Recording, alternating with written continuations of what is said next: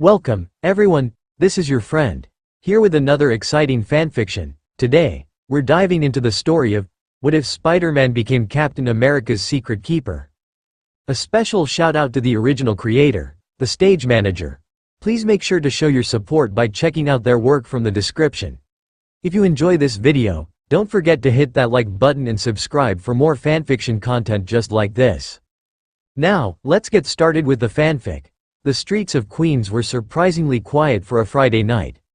Peter's phone vibrated and he nearly jumped out of his skin. It was nothing, just an alarm set for 2 a.m. to remind him to get his skinny spider butt home before Aunt May killed him. When May discovered his secret identity, she reacted exactly how Peter had expected her to, yelling, swearing, freaking out, and he wound up grounded for the rest of his life, just about. At first, she forbade him from ever donning the suit again. That was to be expected. After all, Peter was the only family she had left. She couldn't stand by on the sidelines and allow him to get himself killed. After the initial shock wore off, and after she had left Tony Stark a voicemail with a few choice words, she and Peter talked. Deep down, she knew Spider-Man was very much a part of Peter Parker. They were one and the same, and she couldn't take that away from him. After all, it was his identity, part of who he was. Still, the decision to allow him to continue to throw himself into the middle of danger had not been an easy decision to make. Spider-Man was benched for nearly 2 weeks while she mulled it over. Finally, after many long nights filled with prayers, worrying, and some cursing, she sat Peter down and she, in a sense, let him go. There were a few ground rules laid down, which included a 2 a.m. curfew, hence the alarm, a strict no secrets policy, and Peter had to tell her where he was and where he was going. Tonight, however, all those rules went out the window because Aunt May wasn't home. She had left until Sunday to attend the wedding of an old friend. That left Peter free to do whatever he pleased. If he wanted, he could throw a house party, or make fireworks, or bake and eat an entire pie. Which he actually ended up doing. It was Aunt May's recipe for blueberry pie and it was divine, and he refused to feel any shame about eating an entire pie in one sitting. Peter liked the idea of doing something crazy and rebellious, however, he didn't want to get in trouble. And, on top of that, Ned was homesick with the flu and it wasn't as much fun doing stupid stuff if you didn't have anyone to do it with. So, he spent a good portion of his freedom loafing around in his underwear watching Netflix and imagining what it would be like to hang out with the Avengers. Admittedly, there were moments when he regretted turning Mr. Stark down, but he knew he'd made the right call. The other portion of his time was spent as Spider-Man, out patrolling the streets. The streets, however, were incredibly boring this week.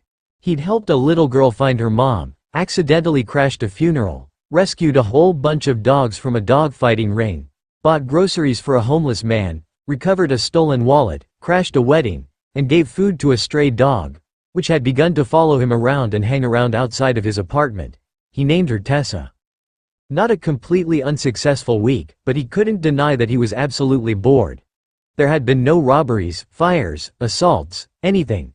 It wasn't a bad thing, per se, but Peter couldn't help but wonder where everybody had gone. That Friday night had been no exception. Peter jumped when the alarm on his phone went off. Technically, he didn't really have to be home by 2 a.m., seeing as Aunt May was away. However, there was simply nothing to do. No one to help, so, with a disappointed sigh, Peter rose from his spot perched on top of a large skyscraper, and began to meander back home. "I don't get it, Karen," Peter complained, dejectedly. "Where did everybody go?" He swung down from the tall building and landed gracefully on the pavement below.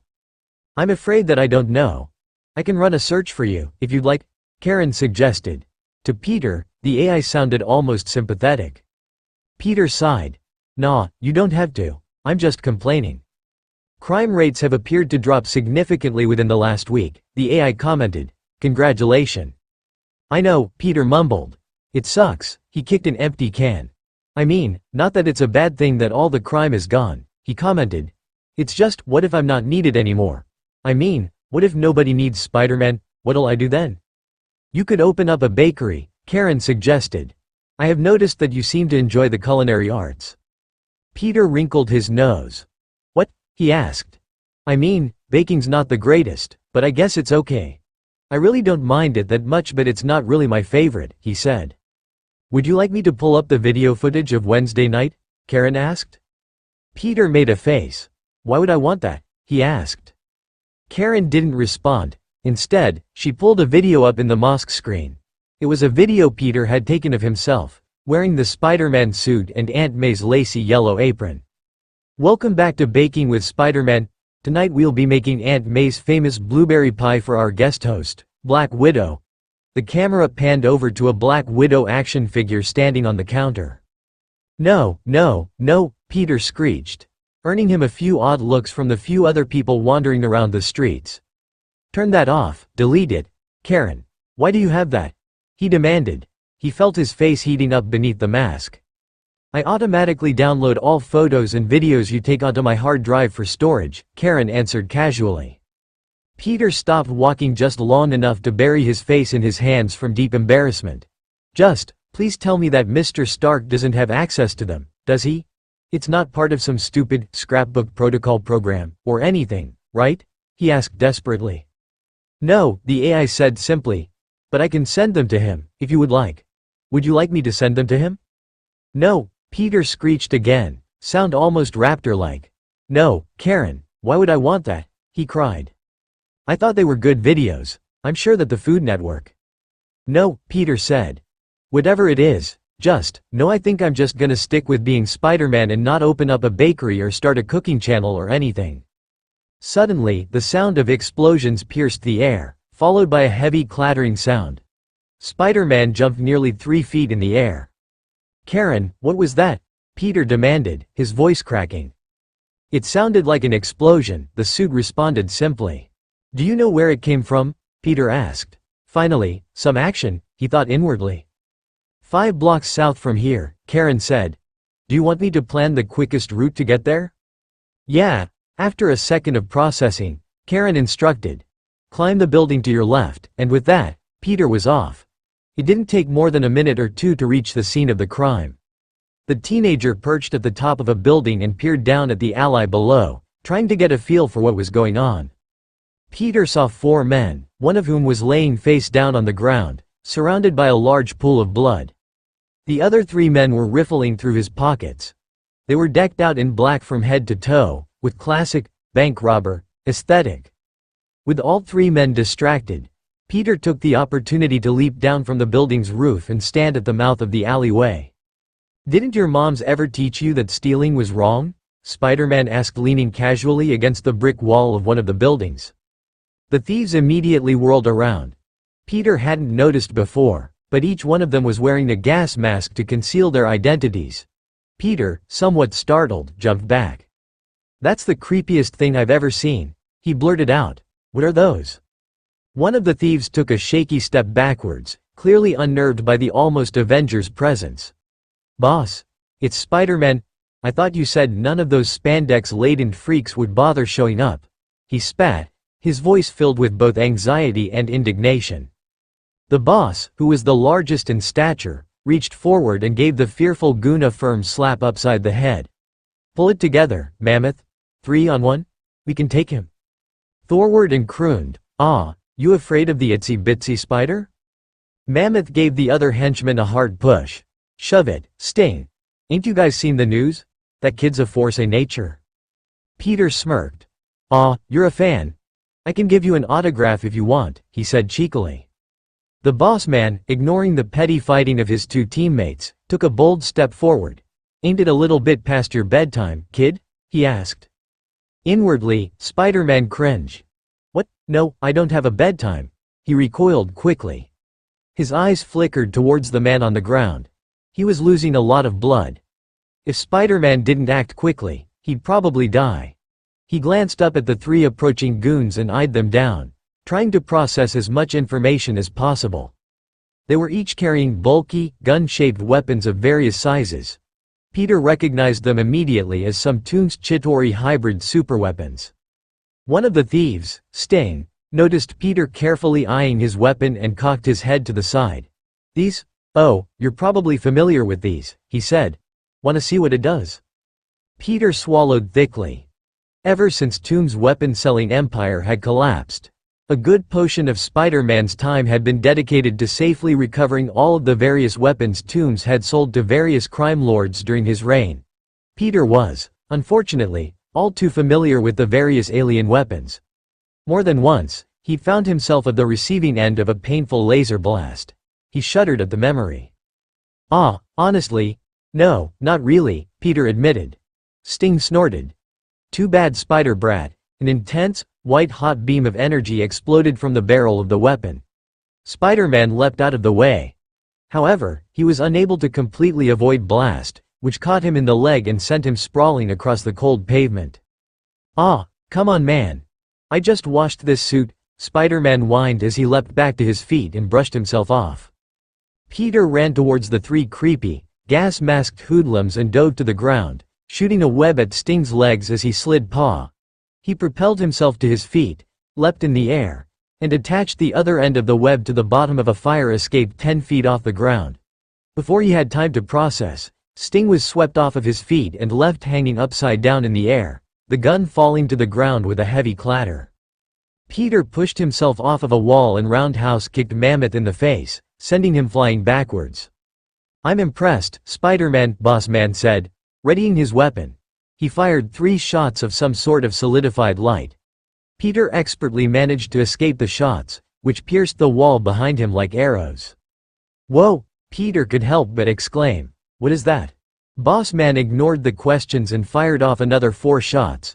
Peter, once again, somehow managed to escape the weapon's deadly blow. Karen, ricochet web.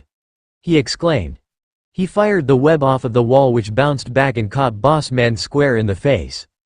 Immediately, he dropped the weapon, his hands flying up to pull the webbing away. Peter wasted no time in webbing him to the wall. Peter, on your left, Karen notified, calmly.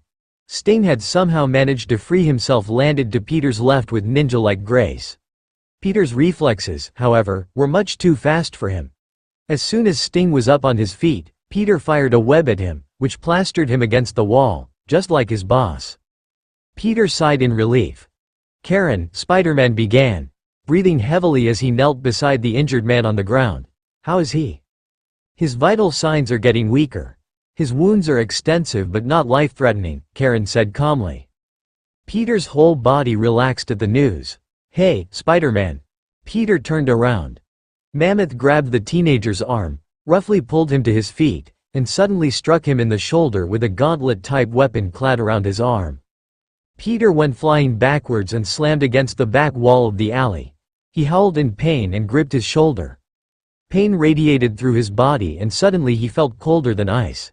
His bones ached. He began shaking violently. The weapon Mammoth was using was unlike anything Peter had ever encountered before. What was that? Peter asked for the 3rd time that evening. Unlike his boss, Mammoth was polite enough to give Peter an answer. Ice puncher, he said simply. A feeling of horror crept through Peter's chest. On instinct, he glanced down at his shoulder, which was clearly dislocated from the impact of the blow. The pain radiating from the wound was both excruciating and somehow numb. He could feel the coldness radiating through the suit. Mammoth was towering over him now, his head cocked sideways.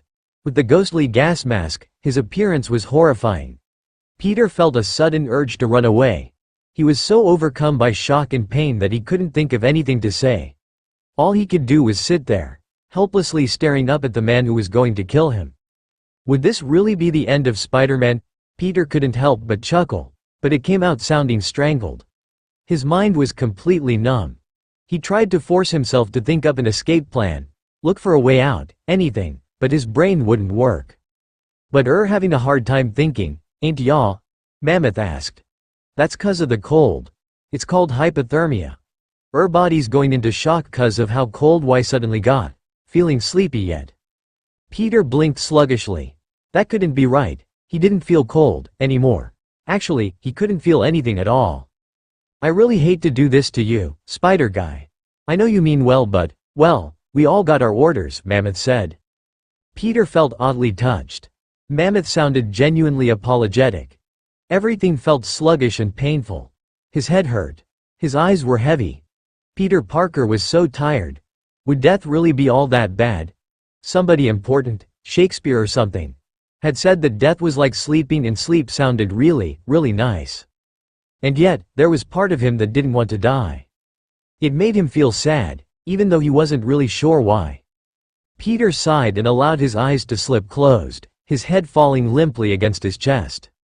In what would be his final moments, Peter found his mind drifting off. Oddly enough, it wasn't Aunt May that he thought about, nor was it Tony Stark or Ned, or Uncle Ben or even his parents.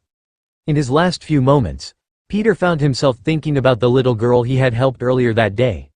What was her name? Mandy? Tabitha? Lorraine? Eliza? Yes, that was it. Her name was Eliza. She hadn't been more than 5 or 6 years old. Peter loved kids. He couldn't wait to grow up and be a dad someday. But if he died here, on the dirty ground of some alleyway in New York, he'd never have that opportunity. He'd never be a dad, he'd never get married, he'd never fall in love. He'd never get to experience life.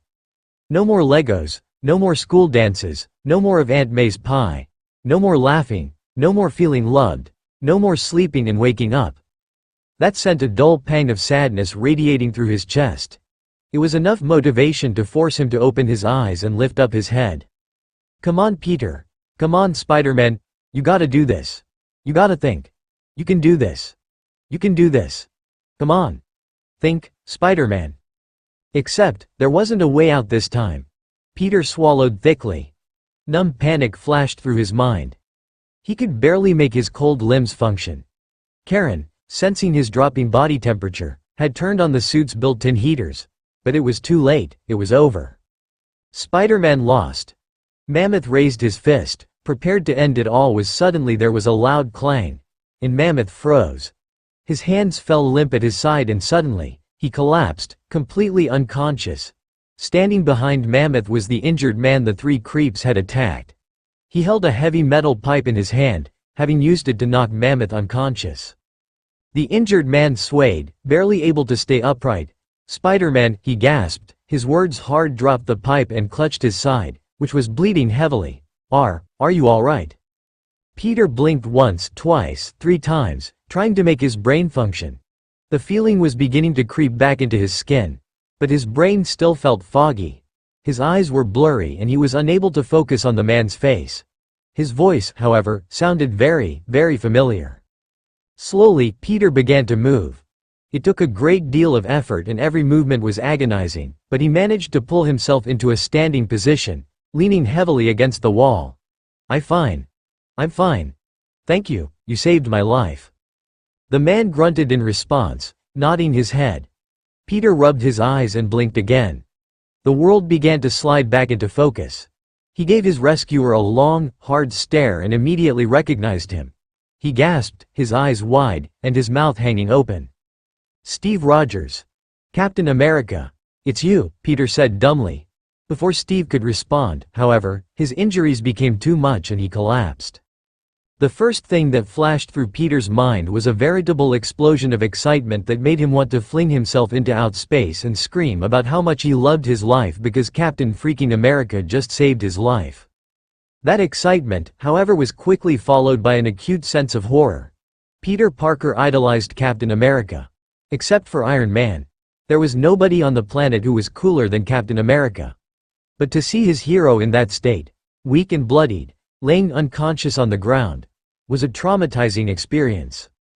He was beginning to feel the warmth creep back into his body, but his mind was still hazy. He could hardly concentrate because there was so much going on. So much noise, so much movement, so much agonizing pain. Peter had never dislocated a joint before and he never wanted to again. The slightest movement, the smallest spasm of his muscles made him want to scream. Not to mention the white-hot burning feeling that told Peter there was more to his injury than met the eye. Sirens screamed in the distance. Even with all of the pain and emotions running through his head, there was one clear thought that stood out above the noise. Get out of there.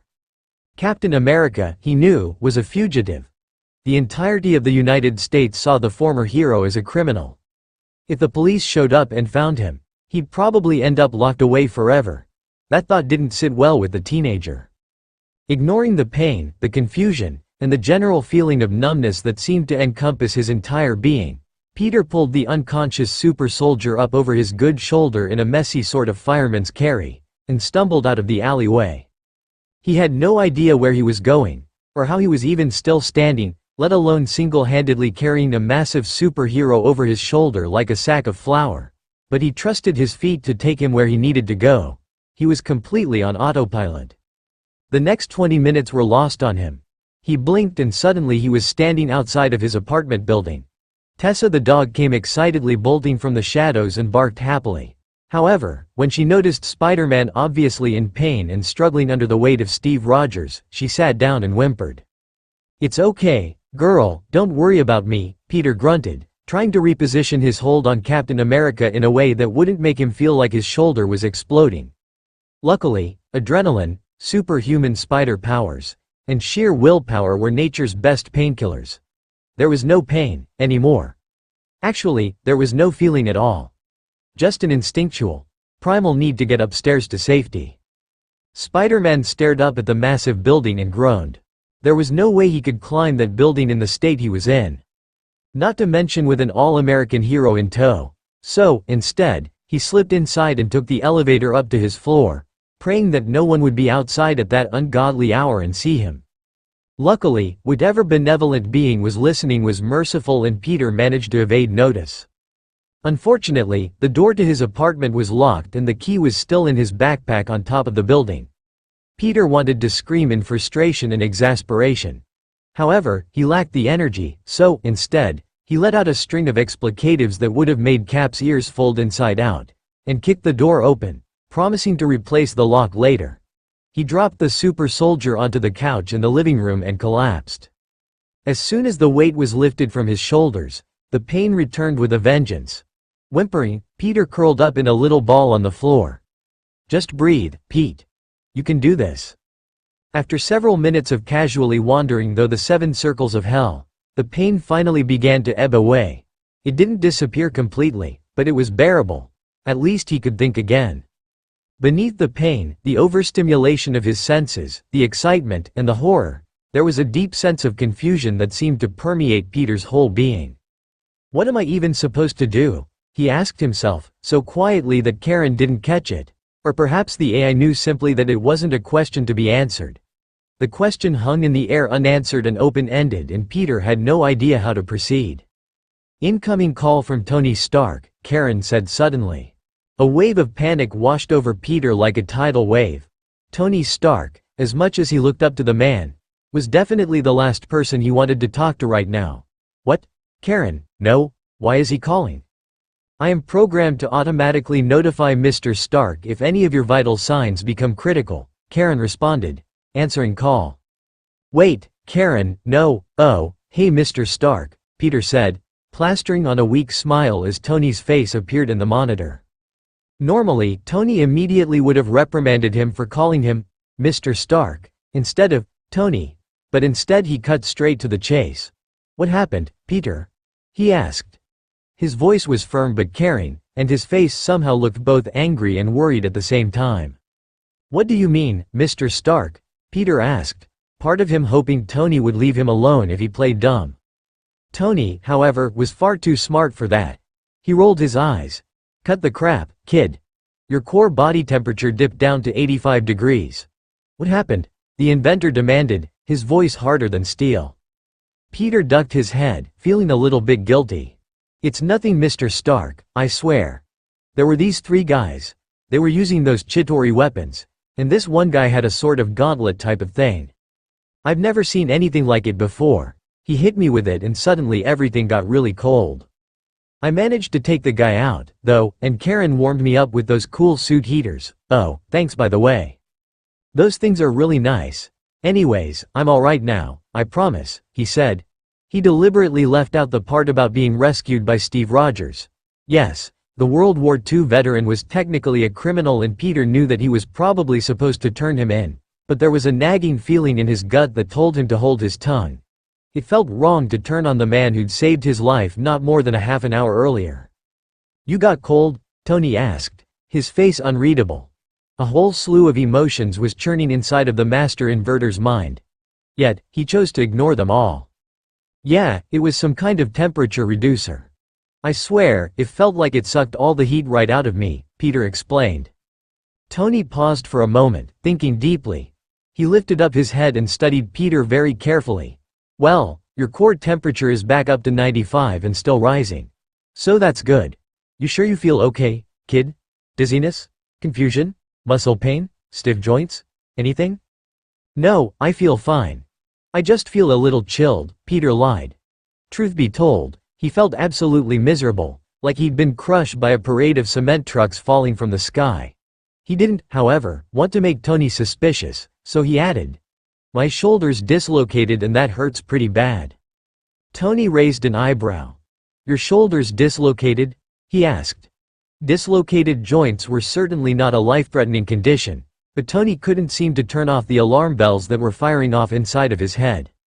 Peter nodded. Yeah. I mean, he hit me pretty hard so," he trailed off, unsure of what else to say. "That's pretty serious, kid. That's not something you can fix yourself," Tony said. Peter's eyes went wide. Crap, he'd forgotten all about that. "But I was just gonna head up to the or something," he said sheepishly. Tony narrowed his eyes. He felt like there was something that Peter wasn't telling him and he didn't like that feeling. "Look, do you need me to come down there and help you out?"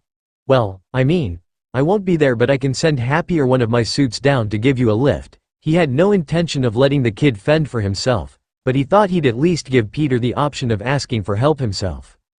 "No," Peter answered quickly, "no thank you. Really, I'm fine, Mr. Stark, I swear. There's a big hospital like 5 miles from my house. I was just gonna call a cab or something. I promise, I'm okay," he said, flashing a convincing smile for good measure. Tony's frown deepened. "Why a cab? Isn't Aunt May taking you?" Crap. She's actually out of town at a wedding," Peter admitted. "I see," Tony said. He raised an eyebrow. "And how are you planning of getting home after they pump you full of painkillers?" he asked. Peter swallowed thickly. He really hadn't thought about it. Tony's face remained expressionless, but Peter didn't miss the ghost of a smirk tugging at the corner of his lip. "Yeah, that's what I thought. I'm sending Happy up to take you to the hospital. He won't be able to make it until tomorrow morning, though, so I want you to wrap that shoulder, ice it, and take a couple of ibuprofen. Understand?" Tony asked, inwardly cringing at how fatherly he sounded. Peter gave a curt nod. "Yes, Mr. Stark." Tony rolled his eyes. "How many times do I have to tell you, Peter, call me Tony?" Peter released a breath he hadn't realized he'd been holding. "Oh yeah, sorry. It won't happen again." His eyes flickered towards the injured super soldier laying on his couch. He was itching to end the phone call so he could help the man. "What are you doing out so late?" Tony asked, suddenly. "Don't you have a curfew?" Peter jumped, startled. "Aunt May isn't home, remember?" he said, flashing a cheeky smile. Tony snorted. "Whatever you say, kid. When she gets back, tell her I said hello. And listen, if you need any help call me or Happy. Actually, call Happy first. Okay, kid." Peter nodded dutifully. "Yes, Mr. Street Tony, thank you."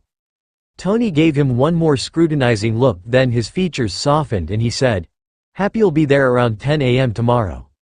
Get some rest, kid." Then he ended the call.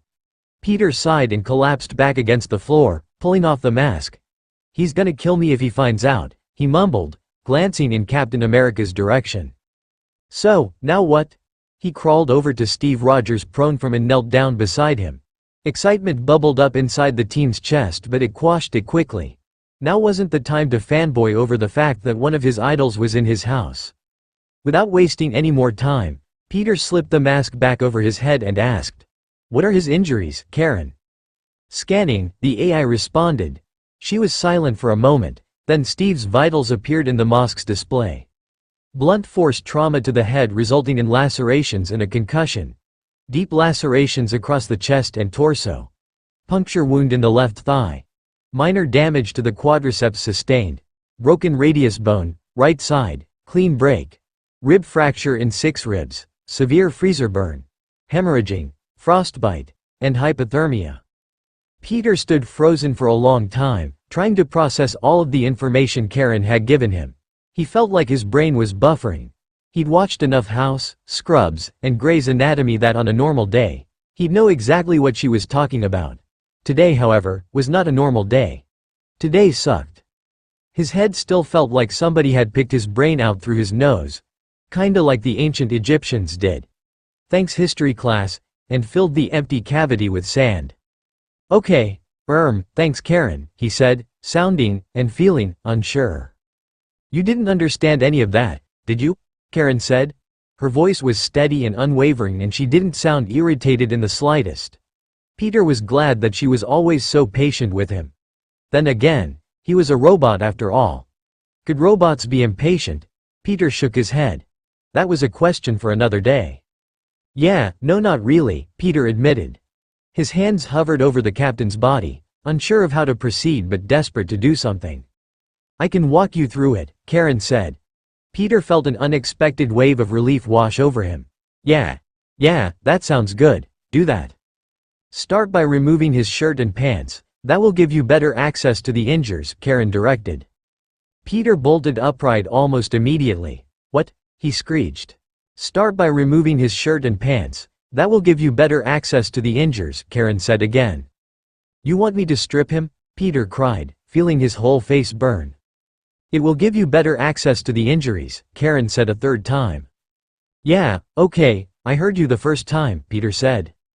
I recommend cutting the clothing off with scissors to reduce the amount of movement, the AI said casually. Peter buried his masked face in his hands.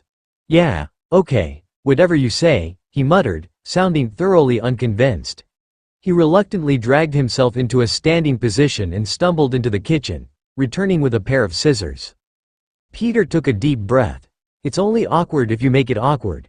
It's only awkward if you make it awkward, he repeated. First, he set to work on Steve's jacket and shirt. They didn't look very expensive, they were actually somewhat ratty looking, much to Peter's relief. With the shirt gone, the team couldn't help but stare in abject horror. The good captain's whole chest was mottled with bruises, cuts and scrapes. There was a horrifying looking burn across Steve's torso, the sight of which made Peter gag a little. The flesh in the area was raw and waxy, red on the outside and gradually turning blue, with the innermost portion being an appalling shade of black. No doubt, Steve had come into contact with Mammoth's ice puncher. Peter swallowed thickly and shuddered. He wondered if his shoulder looked just as mauled. When he was finally able to tear his gaze away, he set to work on cutting away the captain's pants. Please be wearing underwear, Peter mumbled. Luckily, Steve was, in fact, wearing a pair of boxers underneath.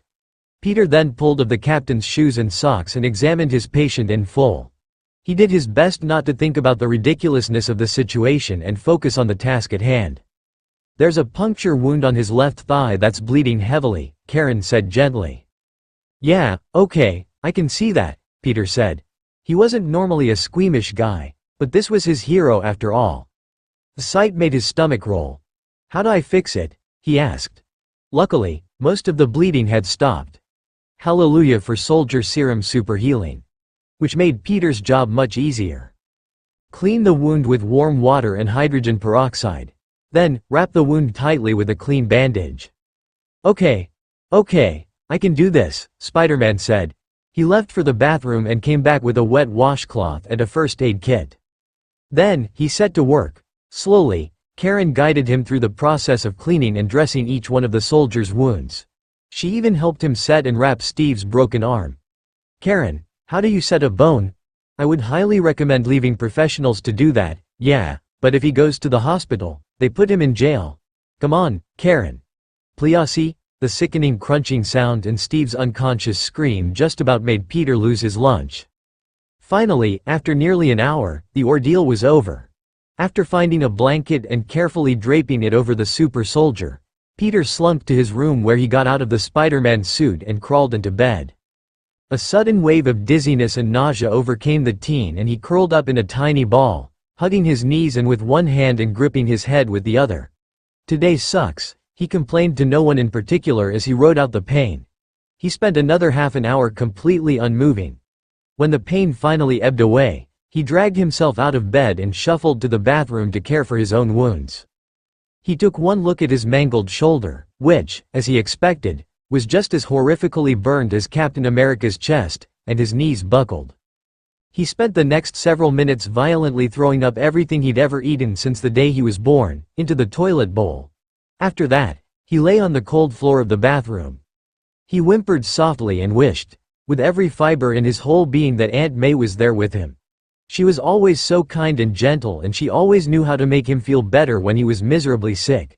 Seriously, she was the best mom in the whole world.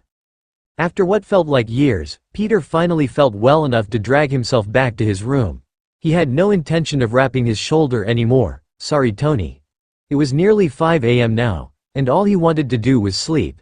He crawled back into bed, slid under the covers, and had just about drifted off when a sudden thought burst forth into his tired brain. Crap, Peter shouted, sitting up. Happy's gonna take me to the hospital tomorrow. I can't just leave Captain America in my house all alone. What if he wakes up? Peter exclaimed, running his good hand through his hair. Then, he had an idea. He swung himself out of bed, stumbled over to his desk, and retrieved his phone. Then, he called the only person who could possibly be of any help in this situation. No answer. He called again. Again, no answer. Peter was undeterred. He must have called nearly a dozen times before someone finally answered. Dude, it's like 5 a.m. What do you want? Came a tired, stuffed-up sounding voice on the other line. Ned, Peter exclaimed, happily. Ned, I need your help. It's like super important. How are you feeling? Tired, Ned deadpanned on the other line. Peter sighed. Okay, yeah, but are you still sick? A little. I feel better, though, Ned responded. Dude, that's great, Peter exclaimed. Why are you still awake? Ned asked with a yawn. Is it like a Spider-Man thing that you don't need to sleep anymore? Can spiders sleep? Do you think spiders can dream? What? No, I don't know. Ned, listen. I need your help. I know it's super early, but this is really important. It's like, Spider-Man level important. I need my man in the chair, Peter said. There was a pause and some shuffling on the other line. I'm listening, Ned said, sounding more awake. Okay, I need you to be at my house tomorrow at 8, okay? Peter asked. Why? Was Ned's first response. Peter sighed, a little exasperated. He was exhausted and he just wanted to go to bed. I swear, I'll explain everything tomorrow. I just need you to be here at 8 a.m. sharp, okay? Can you do that? Yeah, dude. Hey, wait, what if my mom says that I need to do my chores first? Ned asked. Peter pinched the bridge of his nose. Then tell her that I'll help you do them tomorrow night. Look, I gotta go, man. But I'll see you at 8, okay? Yeah, okay. That sounds awesome. See you tomorrow. Wait. Should I bring that Lego TARDIS we've been building? Peter paused for a moment to consider it. Yeah, bring that. After all, if Captain America stayed asleep, then it might get boring. It was definitely a good idea to bring something to do. Okay. See you tomorrow, Peter, Ned exclaimed and hung up. Peter sighed wearily and collapsed onto the bed, gritting his teeth as the movement jostled his shoulder. What on earth had he gotten himself into? Hope y'all enjoyed. Also, here is a snippet of dialogue for Chapter 3, just to get y'all pumped because I'm super excited about it. Dude. Captain America is half naked and laying on your couch. On Spider-Man's couch. This is like some kind of epic fanfiction. Except it's not fanfiction. It's real life and I'm a part of it, Ned rambled. Peter gave him a confused, sideways glance. What? Captain America is so ripped. He has the face of an angel. A genetically enhanced angel, Ned breathed. Again, Peter made a face. Dude, is now really the time for that? Ned, however, seemed to ignore everything that Peter was saying. Listen, I'm not super religious, but I think we should say a prayer. Like, right now.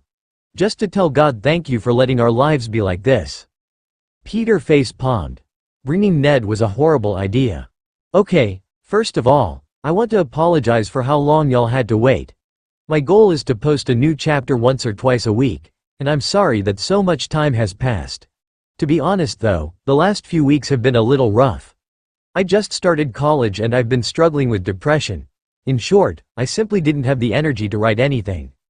But worry not, I managed to pull my life together and get chapter 3 up and running. In all honesty, dialogue is my weak spot. So it's really important that y'all tell me what you think of the conversation between Ned and Peter. Sometimes, I worry that it lacks substance. Also, I wanted to thank all of you for your support. Seriously, I am blown away.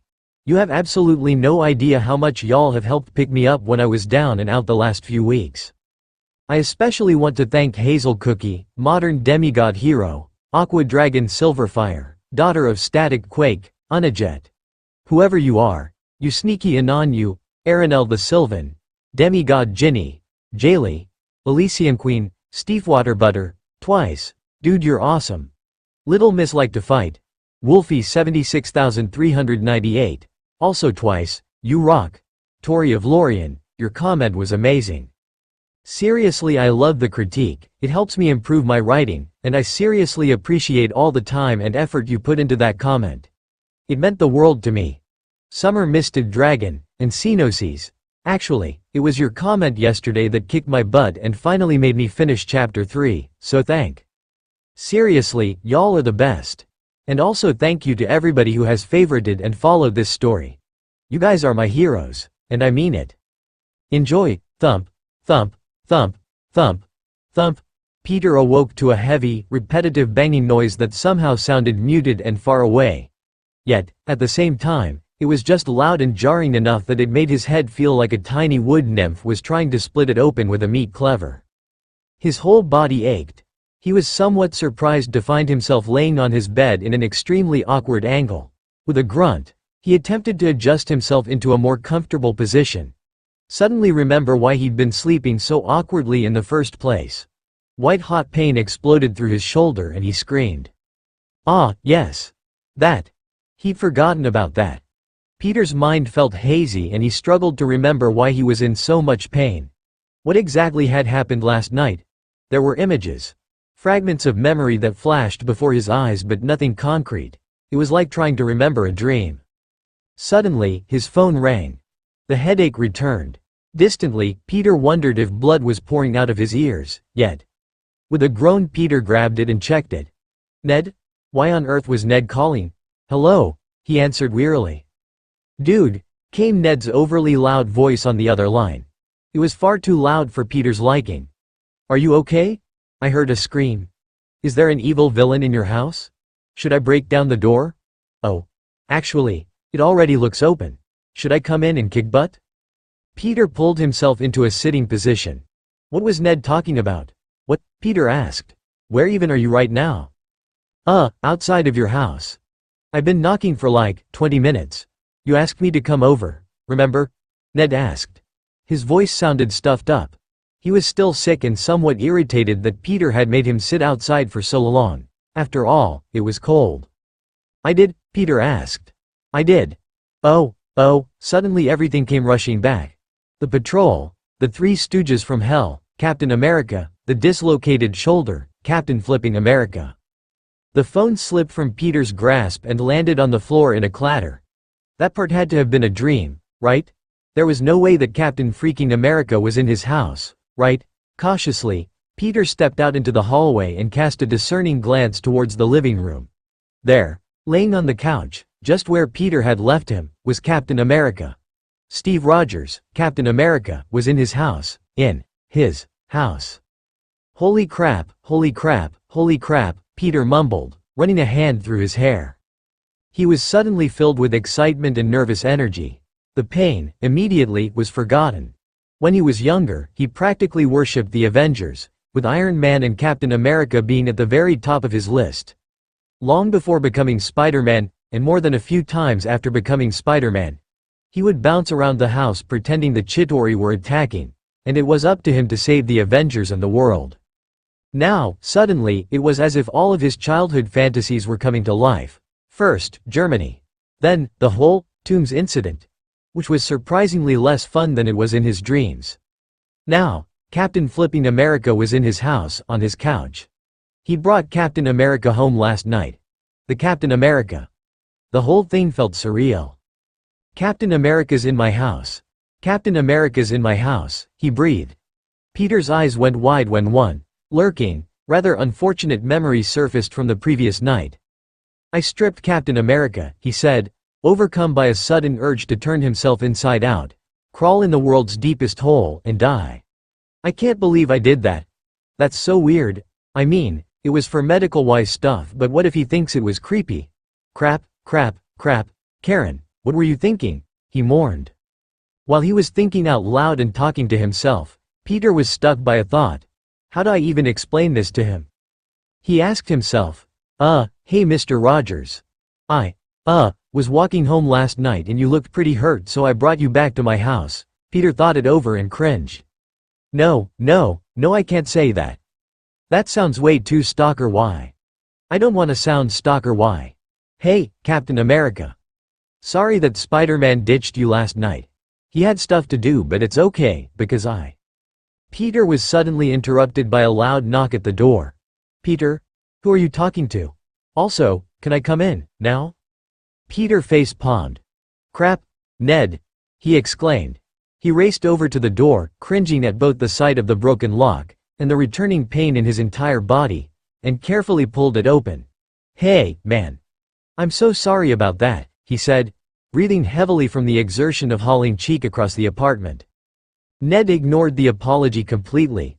Instead, his eyes fixed on Peter's hideously mangled shoulder. A hand flew to his mouth and his face contorted in a mixture of disgust and deep concern. Holy crap, Peter, your shoulder. It looks like it got mauled by a venomous mother badger or something. What happened? Are you okay? Do you need to go to a hospital? What happens when a spider loses a limb?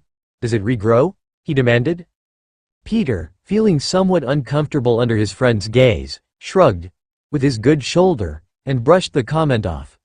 Yeah, it's nothing. I'm totally fine. He chose to ignore the spider comment, partly because they were ridiculous questions and partly because he was legitimately concerned about losing the arm. It was unlikely, but still. Peter tended to be a worrier. Ned's eyes flickered up at Peter, then returned to his shoulder. It was morbidly fascinating, like watching a train wreck. It was horrible to watch, but he couldn't seem to stop looking. I don't know if you've actually looked at yourself in the mirror lately, but that isn't nothing. I mean, holy crap dude. Look, it's turning black. I don't think that's a good thing. I think you should go to a hospital, Peter. Seriously, you could be dying or something. Ned suddenly screwed up his face in deep concentration. Do you have regenerative powers like the doctor? Peter squeezed his eyes shut and, again, ignored the ridiculous question. I know it's bad. Happy's coming to pick me up at 10 to take me to the hospital. But it's fine, I swear. I'm gonna get it taken care of. Ned, apparently satisfied with that answer, made a face of disgust and curiosity. Like, how does that even happen? Peter sighed. I got in a fight last night. Guys in gas masks. Dude, that's super sketchy. Never trust a guy in a gas mask, Ned interrupted. Sorry, continue. And, one of the guys had this gauntlet sorta weapon. Remember that time at homecoming, when you saved my life from that guy with the shocker weapon? Peter asked, trying to explain. Ned nodded slowly. Yeah, bro. How could I forget that? That night was sick. I mean, except for Liz. It kinda sucked for her. But still, that was like the greatest night of my life. Also, expect for the porn thing. I got in a lot of trouble for that. Anyways, Peter interrupted, a feeling of guilt tightening around his stomach. It was a familiar feeling that always seemed to appear whenever Liz was mentioned. He really did feel bad about the whole thing. Shaking his head, he pushed the feeling aside. It was kinda like that. Except instead of shocking things, it froze them. Ned narrowed his eyebrows, thinking. How did it do that? Liquid nitrogen? Or do you think it was some kind of Chitauri technology? Again, Peter shrugged. I dunno. I mean, all three of the guys were using weapons that Toombs had manufactured, so probably Chitauri technology. Anyways, he hit me in the shoulder pretty hard. Ned's eyes widened. Whoa, did you get him? He asked. Peter smirked. Of course I got him, dude. I'm Spider-Man, what do you expect? He accidentally moved his shoulder wrong and grimaced. Peter suddenly remembered the reason why he'd invited Ned over in the first place. He shifted uncomfortably. So, listen. I need you to do me a huge favor, he said hesitantly. Sure? Ned responded, sounding equally hesitant. It's not gonna be another bomb, is it? No, no, not that. I need you to babysit for me." As soon as the words left his mouth, Peter immediately regretted how they sounded. Babysit? Really? Ned narrowed his eyes. Babysit? He echoed. Peter could see the gears turning behind Ned's eyes. Whoa, whoa, whoa. Do you have kids? Did you lay eggs? I thought you said you couldn't lay eggs. Can I help you name them? This was getting absurd. What? Peter asked, screwing up his face in a mix of confusion and a bit of disgust. No, Ned, I can't lay eggs. We've been over this. Oh, Ned responded simply. Did you get a dog or something? Was his next best guess. An all-American golden retriever. Peter's brain interjected immaturely. No, listen, Ned. I swear, I'll explain everything. But you gotta promise me that you won't freak out. Okay, Peter said, sucking in a breath. Ned stared at his friend with a blank expression. Peter, how long have you known me for? He asked. What? Peter asked, taken aback by the sudden, seemingly irrelevant question. How long, Peter? Ned repeated. Peter racked his brain. I dunno, dude. He cried, a little exasperated. Since, like, the 3rd grade. So, what, 7 years? I don't know. Ned nodded calmly. And in those 7 years since we've been friends, have I ever been one to freak out? This time, it was Peter's turn to give Ned a blank expression. Yes, he deadpanned. Ned's whole countenance seemed to wilt. What? No, come on, Peter. I am a calm, cool, and collected guy. Do you really think so little of me? Inwardly, Peter sighed and began to regret calling Ned over. He was way too tired for this. Normally, he had no problem being with Ned. After all, they were best friends. But now, the pain and sleeplessness were making him rather irritable. Okay, I'm sorry. Just follow me. Okay, he pleaded. Without waiting for a response, he turned on his heel and slowly walked over to couch in the living room. Every muscle in his body was tense. Why was he so nervous about this? After all, Ned was someone he could trust. The young man in question followed closely behind his friend, watching the other carefully. Peter had been acting strangely all morning and Ned found it a bit concerning. Hey, are you alright? You seem a little tense. If you want, my mom has these awesome rose-scented bath bombs. The sentence died on Ned's lips. Whatever it was that he was about to say was thrown out the window when he saw who was laying on Peter's couch. Ned gripped Peter's arm, his good one, luckily. Dude, he breathed. That can't really be, dude, is that Captain America? Ned was almost afraid to ask. It seemed too good to be true. The Avenger in question remained in the exact same state he was left in with only minor improvements, pale and injured. The wounds seemed to be overwhelming the super soldier serum. It was taking an unusually long time for Steve to heal. A sudden uncomfortable feeling washed over Peter. Yes, he responded dutifully with an awkward cough. Ned's mouth fell open and he stared shamelessly at the former Avenger laying on Peter's couch. Peter, I need you to do me a favor. Peter narrowed his eyes. Depends on what it is, he said warily. Pinch me, 'cause I think I'm dreaming, Ned said. Peter released a breath he hadn't realized he'd been holding. He didn't know why he'd been so nervous about letting Ned in on the secret. Honestly, what had he expected Ned to do? Did he think Ned was going to freak out and call the FBI or social services or whoever it is you notify when your best friend is harboring a wounded war criminal in his living room? Yeah, he, saved my life last night, Peter responded, rubbing the back of his neck. Ned swiveled around and stared at Peter as if his friend had suddenly sprouted wings and was ascending into heaven. He saved your life? He asked, his voice barely above a whisper. Look, Ned, it's really no big deal. Come on. He's a superhero, Peter said. As much as he wanted to join Ned in the fanboying festival of the century, he was far too exhausted, both physically and emotionally. The last few hours had been some of the most exciting, terrifying hours of his entire life and all he wanted to do was go back to bed. Whoa. Peter, no big deal. This is Captain America. Captain America, Ned exclaimed, as if repeating the name made his point more valid. This is the greatest day of my life. Peter dragged himself over to a chair and sat down while Ned continued to ramble. Dude, Captain America is half naked and laying on your couch. On Spider-Man's couch. This is like some kind of epic fanfiction. Except it's not fanfiction. It's real life and I'm a part of it, Ned rambled. Peter gave him a confused, sideways glance. What? Captain America is so ripped. He has the face of an angel. A genetically enhanced angel, Ned breathed. Again, Peter made a face. Dude, is now really the time for that? Ned, however, seemed to ignore everything that Peter was saying. Listen, I'm not super religious, but I think we should say a prayer.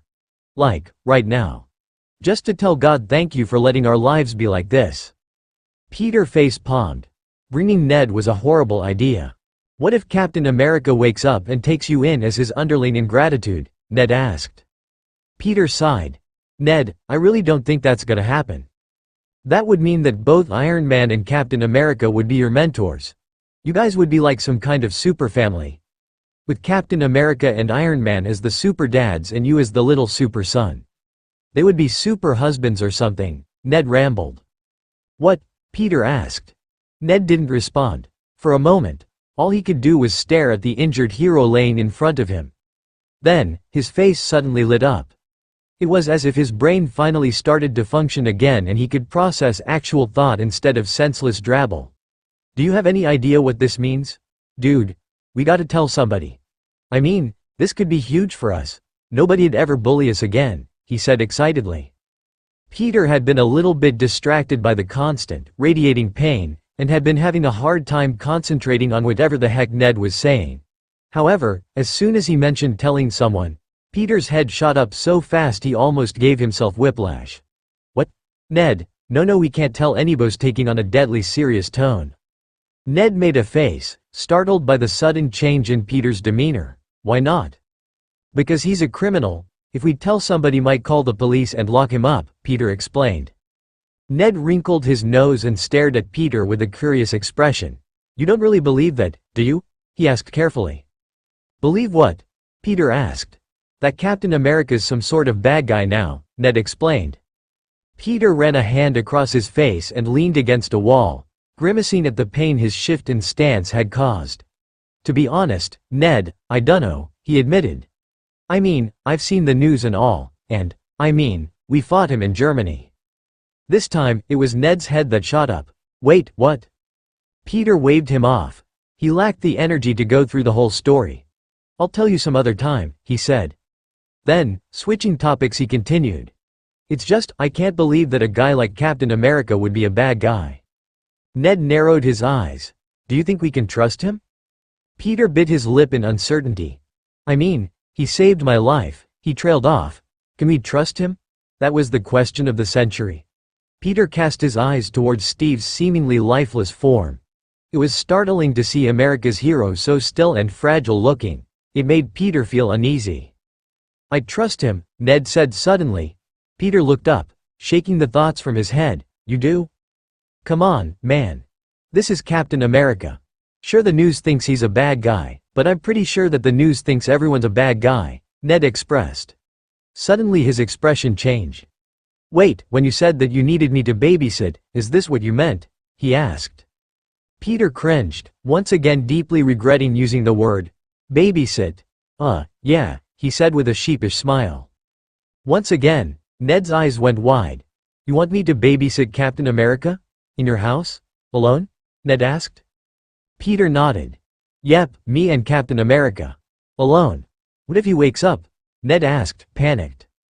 I dunno, make conversation or something, Peter exclaimed. About what? Ned cried. I dunno, you'll think of something. He's human, Ned. Just get to know him or something. Ask him what his favorite color is, Peter said. He tried to sound confident while he said it, but he knew how bad it sounded as soon as he spoke. Ned gave Peter the dumbest expression Peter had ever seen. His favorite color? Peter, are you kidding me? Oh, come on Ned, I don't know. Just, whatever you do, don't tell him that I'm Spider-Man, okay? Peter pleaded. But what if he asks where he is or how he got here? Ned asked. Then lie, Peter exclaimed. I suck at lying, Peter, we've been over this like a billion times. Also, what do we do if Happy or Mr. Stark or somebody stays over? He asked. Peter froze. What are you talking about? Have you ever dislocated your shoulder before? It hurts like crap. So they pump you up with a butt-ton of drugs. You'll be high as a kite. And, I mean, if Aunt May isn't home, what if Mr. Stark or somebody insists on staying over here? Ned asked. Peter grit his teeth in frustration. Why hadn't he thought of that? He was just beginning to panic and lose hope when the idea struck him like a bolt of lightning. Easy. If they ask, I'll just say that you and your uncle are going to stay here with me. Ned screwed up his face, deeply confused. My uncle? He asked. Peter nodded his head towards Steve Rogers. Ooh, Ned said, a smile slipping across his face. Peter returned the smile with a gracious, weary smile of his own. He felt as if an enormous emotional baggage had been lifted off of his shoulders. Everything was sorted out. Everything was going to be okay. Peter exhaled. Listen, Ned, I'm gonna go lie down for a little while. Wake me up if you see Happy's car outside. Okay. And really, dude, thanks for everything. You're the best. Ned smirked. Come on, Peter, what were you expecting? After all, I'm the man in the chair. Peter chuckled and stalked into his bedroom, leaving Ned alone with Steve Rogers. Welp, everybody seemed to enjoy the last chapter preview so much, so I thought I'd share another. Heads up, for all of you who requested some Ned and Steve bonding time, your requests have been heard. Ned admired himself in the mirror. The Spider-Man suit was surprisingly comfortable, movable and easy to wear despite how skin-tight it appeared. I look so sick. He mumbled to himself.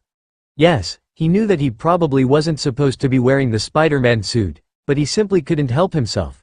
It was just laying on the floor, practically asking to be picked up and tried on. Besides, Peter was in the hospital and what Peter didn't know couldn't hurt him.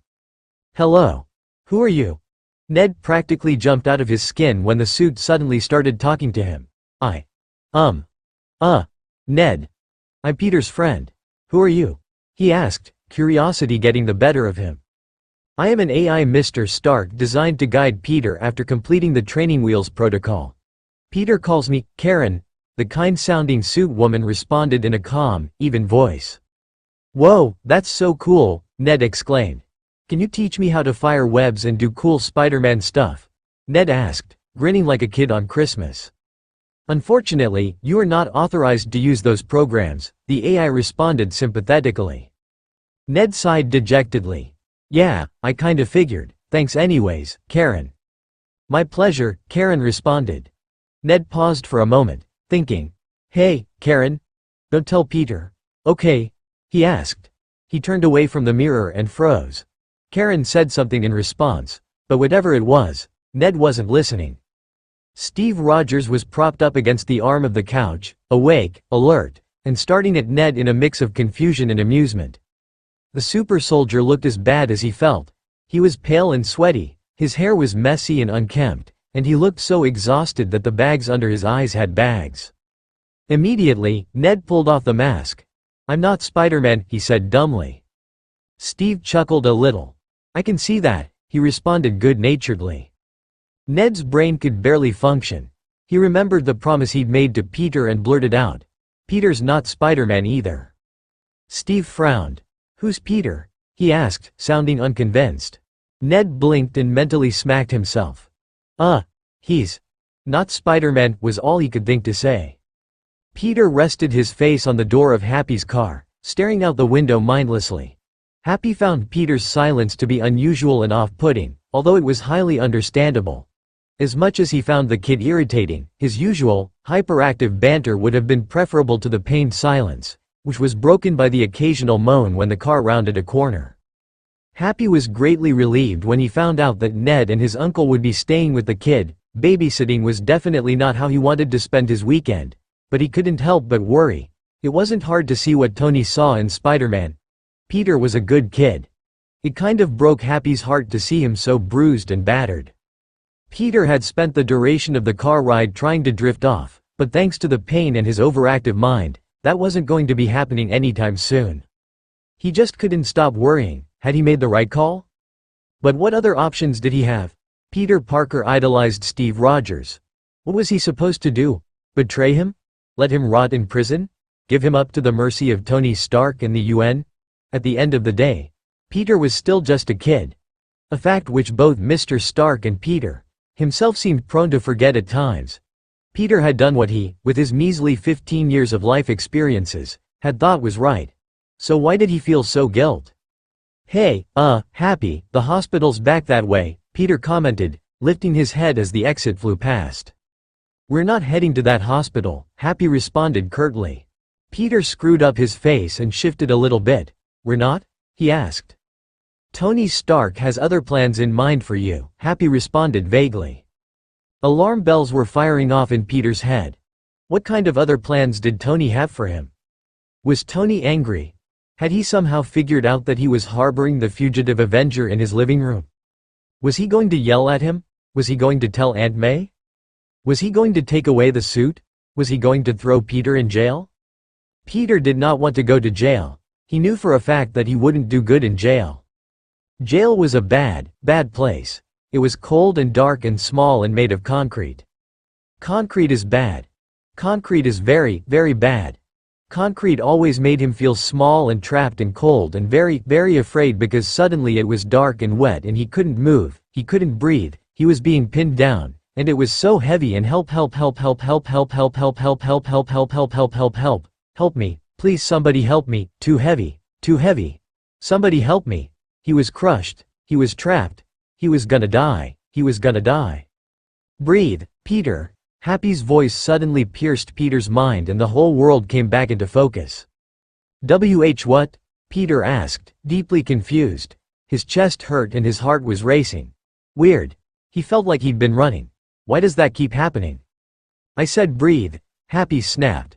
He sounded irritated and angry, and that made Peter flinch, but his face was twisted in worry and concern and that made Peter feel confused and self-conscious.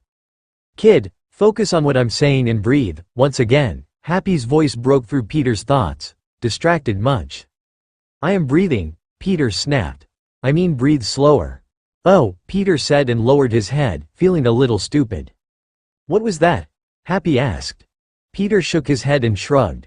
What do you mean? He asked. Oh, he knew exactly what Happy wanted to know, but it was stupid and personal and really not important. Don't give me that kind of bull, Happy snapped, increasing his hold on the steering wheel. 1 minute you were fine. The next suddenly started freaking out and hyperventilating. It looked like some kind of panic attack. Peter swallowed nervously. Happy was onto him. What? A panic attack? Huh? You gotta be kidding me, Happy. I'm Spider-Man. I don't get panic attacks, he responded confidently with an added cheeky grin. Happy gave the little punk a hard, pointed glared. Yeah, and, let me guess, the sky isn't blue today? Unfortunately, it was a clear day outside. Not a cloud in sight. So, yes, the sky was very blue today. Which, unfortunately meant Peter couldn't make a snappy remark about the sky being gray. He was silent for a long time before finally speaking. Okay, yeah, so it was a panic attack, Peter admitted, sinking down into his seat. But I hardly ever get him, he added. Since becoming Spider-Man, Peter had been through a lot of crap. He'd seen his fair share of trauma and stress and he'd been absolutely fine. No flashbacks, no panic attacks, no nothing. He loved being Spider-Man. He loved the power, the adrenaline and, more than anything, he loved kicking butt and helping people. And, sure, he'd been scared for his life but never traumatized. But there was something about being trapped under several tons of concrete that just broke him. Becoming Spider-Man gave Peter freedom. He was the definition of a free spirit. His spirit animal must have been some kind of high-flying bird because he needed to be free. Free to run and climb and swing around, and more than anything else, he valued the idea of being able to make decisions for himself. He needed to have some sort of control in his life. He hated feeling helpless. It terrified him. It always had. And you don't get much more helpless than being trapped underneath a building. He couldn't move his arms or his legs. He'd been trapped. Sure, dying was scary, but helplessness was a whole other thing. Peter managed to neatly stuff the unwanted memory in one of the far corners of his mind, but every once in a while it would rear its ugly head. Flashbacks, panic attacks, nightmares, the whole shebang. Does Tony Stark know about these panic attacks? Happy asked. No, Peter responded simply. Peter hadn't told a soul about what had happened to him in that warehouse. Add that to the list of secrets he was keeping. secret identity, PTSD from a near-death experience, and a runaway Avenger sleeping on his couch. Please don't tell him, Peter pleaded. I don't want him looking down on me. Happy sighed. Kid, he won't look down on you. How long have this been happening for? A while, Peter responded vaguely, wanting to be incooperative. How long is a while? Happy probed. I'd really rather not talk about it, Peter stated simply. This conversation had the young hero on edge for two very different reasons. First, it was a sensitive subject. He didn't want to think too hard about it for fear of looking weak or, God forbid, having another attack. Second, and the all more important reason, he did not want Happy asking what had triggered this particular attack. Because how on earth was Peter supposed to explain that? Yeah, I was just thinking about jail because I'm harboring Captain America in my living room. How about no? What are these other plans that Tony has in mind for me? Peter asked, changing the subject. Happy sighed, exasperated. If the kid was having panic attacks, then they needed to have a talk. It wasn't something Peter could keep secret forever. But right now was probably not the best time to reveal deep, dark secrets. After all, the kid was already in a world of hurt. No need to add emotional baggage on top of that. He said he thought it might be better if you got checked out by a specialist up at the new tower instead of down here at the local hospital. Something about chemical reactions and spider blood. I dunno. I didn't really understand what he was talking about anyways, Happy said gruffly, sounding a bit harsher than he'd intended. Peter sighed and returned his head to the door of the car. Happy was clearly in a bad mood, wasn't he always? But this time, Peter simply didn't have the energy to deal with it like he normally did. He just felt sort of defeated. Happy took note of Peter's suddenly silence and sighed. Sorry, kid. Didn't mean to snap it, chaw. Rough night, he said simply. You're telling me, Peter mumbled. The final hour or so of the drive was spent in total silence. When they finally arrived as escorted into a big lobby area and told to wait. Too tired to argue, Peter readily complied, sitting on one of the big, wide couched. He leaned his head against the armrest and groaned, closing his eyes. He was miserable. Peter. A voice called, startling him from his dreams. Huh? Peter asked and opened his eyes. Tony Stark. The Tony Stark was standing over him. Mr. Stark! Peter exclaimed excitedly, jumping to his feet, the pain forgotten in the wake of his star-stuck excitement. No matter how many times he interacted with the Avenger, the sheer glee of associating with Iron Man never wore off. Tony rolled his eyes. Come on, kid, it's Tony. We've been over this before. No more of this, Mr. Stark, stuff, understand? He said firmly. Peter nodded vigorously. Really, his only goal was to please Tony. After all, he was freaking Iron Man. Peter would probably never get over that. Yes, sir, he said dutifully. None of this, sir, crap, either. Makes me sound like my dad, Tony scolded and Peter nodded. Now, let me see that arm of yours, he requested and Peter willingly complied. Tony examined the arm carefully, shaking his head. Those guys really did a number on you, kid, he said to himself. Mr. Tony. Listen, I hate to ask but, why am I here? Peter said. Happy didn't tell you, Tony asked, raising an eyebrow. Peter shook his head. Well, I mean, kinda, but it was vague. I didn't really understand what he meant. Tony sighed and pinched the bridge of his nose. What was the point of relaying information if he just had to explain it all again? Look, I've worked with a couple of people with super high-strung metabolisms before and I thought it would be best for you to get checked out by someone used to dealing with that kind of patient, he said simply. Peter tilted his head in confusion. And who's that? Tony couldn't help but smirk. Who do you think, kid? Peter screwed up his face, deep in thought. Wait. Whoa. You can't be serious, Peter breathed. The answer hitting him like a revelation from God Almighty. You're telling me that my doctor is gonna be. He hesitated for a moment, before whispering the name like his was something sacred. Dr. Banner? He asked. Tony grinned. He loved how easily starstruck this kid got. It was cute, the one and only. This is the greatest day of my life, Peter said without hesitation. For as much crap he gave Ned about being such a dorky fanboy, when it came right down to it, Peter was just as nerdy. My doctor is the Hulk, he exclaimed, probably louder than he should have. Tony chuckled.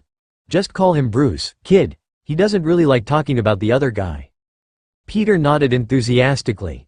Yeah, sure, of course. This is so cool, 3 Avengers in one weekend. He blurted out and froze. Oh, did he jut out his little secret? Tony made a funny face, shooting Spider-Man a look of confusion. 3? He asked, clearly confused. Luckily, unlike Ned, Peter wasn't half bad at lying. Yeah. You, Dr. Banner and Black Widow. I saw her outside while I was coming in. I mean, I didn't really meet her. Like, we didn't talk or anything. But I saw her from a distance though, and I totally think it counts, he covered smoothly, flashing a sheepish grin. Inside, however, he was freaking out. Tony eyed Peter carefully. He got the feeling, once again, that he was hiding something, but he didn't press. If this behavior kept up, however, there would definitely be some questioning. He shook his head. Whatever you say, kid. Listen, I've got to catch a plane down to Hungary for some big meeting. Dr. Banner will be down in a little while to take you to the medical wing, so hang tight, alright? And I want you to notify me when you get home. Happy told me Ned and his uncle are gonna be looking out for you, but I want you to keep me in the loop, okay? He spoke and turned away. Then he froze, as if he'd had a sudden thought. Oh. And, also, I'm benching you until your arm heals, he ordered. Peter sat up a little straighter. What? No way, that's not fair, he protested. Life isn't fair, kid. This is for your health, okay? Karen's gonna tell me if you try to pull any funny business, so don't get any ideas, Tony warned. Then, after a moment of thought added, and no using that old suit of yours, either. You're on lockdown, Peter. Peter sighed and flopped against the couch cushions. There was nothing he could do, so why fight it? Besides, he had other problems to worry about. Like, for example, the unconscious super soldier his best friend was babysitting back home. Yeah, okay. Whatever you say, Mr. Stark, Peter mumbled dejectedly. What did I just tell you? Tony began. Tony. Sorry, Tony. I got it, Peter said, meeting the inventor's eyes with a confident smirk. Tony shook his head. Stay out of trouble, he called as he walked away. No promises, Peter responded cheekily. Tony merely waved him off. Speaking of Steve and Ned, things back home were quickly becoming obnoxiously boring. Ned had done everything. He'd watched TV, made himself breakfast, and watched Captain America sleep for a creepy amount of time. Ned was still incredibly bored, but, luckily, there was one more thing he wanted to do. Ned admired himself in the mirror. The Spider-Man suit was surprisingly comfortable, movable and easy to wear despite how skin-tight it appeared. I look so sick. He mumbled to himself. Yes, he knew that he probably wasn't supposed to be wearing the Spider-Man suit, but he simply couldn't help himself. It was just laying on the floor, practically asking to be picked up and tried on. Besides, Peter was in the hospital and what Peter didn't know couldn't hurt him. Hello. Who are you? Ned practically jumped out of his skin when the suit suddenly started talking to him. Ned. I'm Peter's friend. Who are you? He asked, curiosity getting the better of him. I am an AI Mr. Stark designed to guide Peter after completing the training wheels protocol. Peter calls me Karen, the kind-sounding suit woman responded in a calm, even voice. She sounded kinda hot. Whoa, that's so cool, Ned exclaimed. Can you teach me how to fire webs and do cool Spider-Man stuff? Ned asked, grinning like a kid on Christmas. Unfortunately, you are not authorized to use those programs, the AI responded sympathetically. Ned sighed dejectedly. Yeah, I kinda figured, thanks anyways, Karen. My pleasure, Karen responded. Although I can share with you some videos Peter has filmed, if you would like. What kind of videos? Ned asked excitedly. He was hoping for some butt-kicking, action-packed footage. A screen popped up with several videos. Excitedly, Ned selected one. Dude, I didn't know Peter could bake, he exclaimed. He should totally do a show on Food Network. He'd totally watch that. I bet my mom would too, he commented. Then, he paused for a moment, thinking. Hey, Karen? Don't tell Peter, okay? He asked.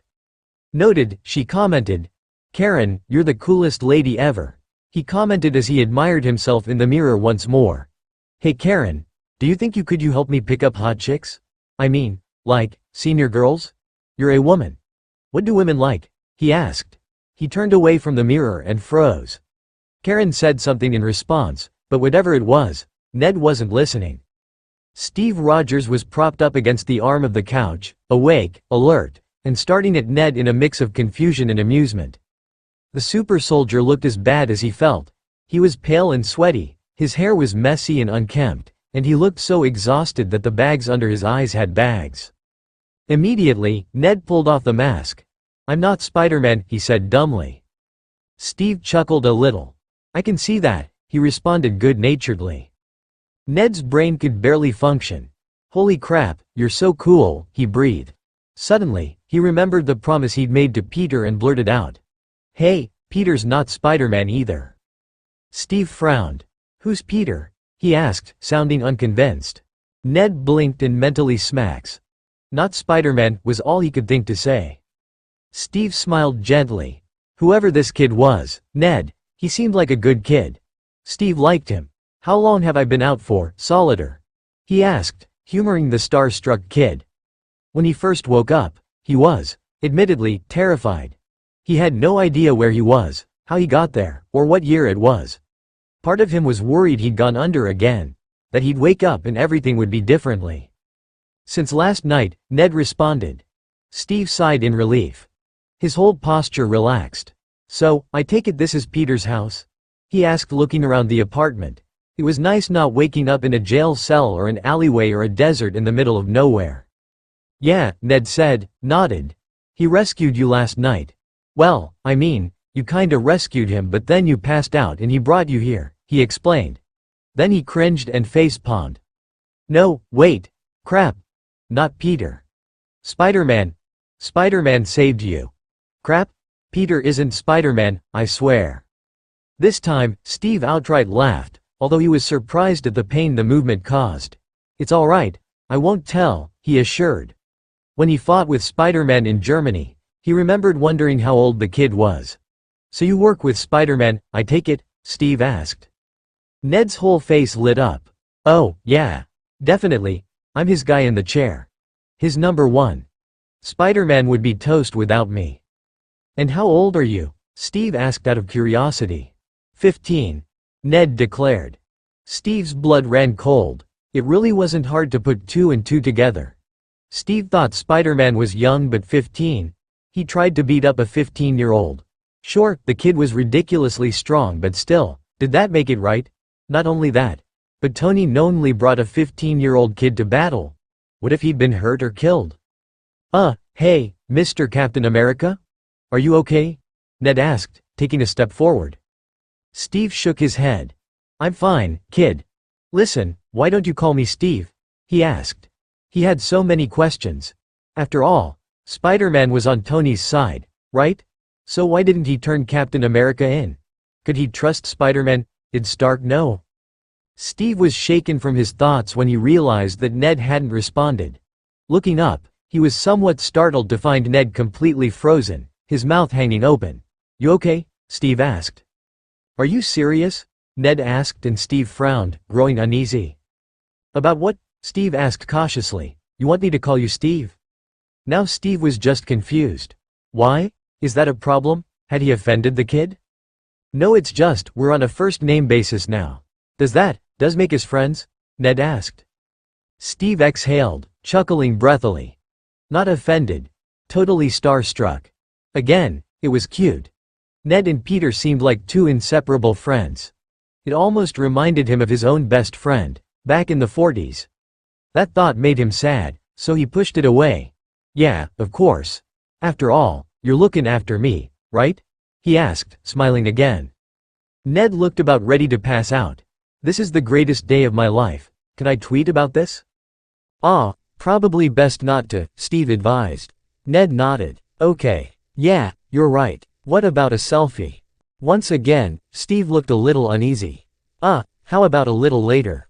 I don't exactly look my best," he trailed off awkwardly, not sure how else to get out of it. "I think you look great," Ned affirmed. "But yeah, don't worry, I gotcha. Hey, do you want to build the TARDIS with me?" In my head I see Peter's spirit animal as being a mountain blue jay. just in case you were wondering. The hospital wing of the new Avengers building felt somehow both warm and inviting and dungeon-esque at the same time. The walls were thick and heavy, a crisp white color that refracted the light way too much and made Peter's eyes hurt. The air was nice and warm but felt too dry. It smelled far too clean. Lemon, bleach, and antiseptic lingered in the air, with an underlying hint of iron that made Peter's stomach roll. The cots were nice, though. Instead of sterilized white, each was a different color. All pastel but not washed out. Warm yellows, grassy greens, baby pinks and blue. The colors were familiar and felt comforting. The sheets were made of cotton instead of that weird papery substance one usually finds on the examination table of a doctor's office. Peter was grateful for that small detail. He hated the papery stuff. Something about the texture of it made him feel dirty and unwelcomed. The soft cotton sheets were both comfortable and comforting.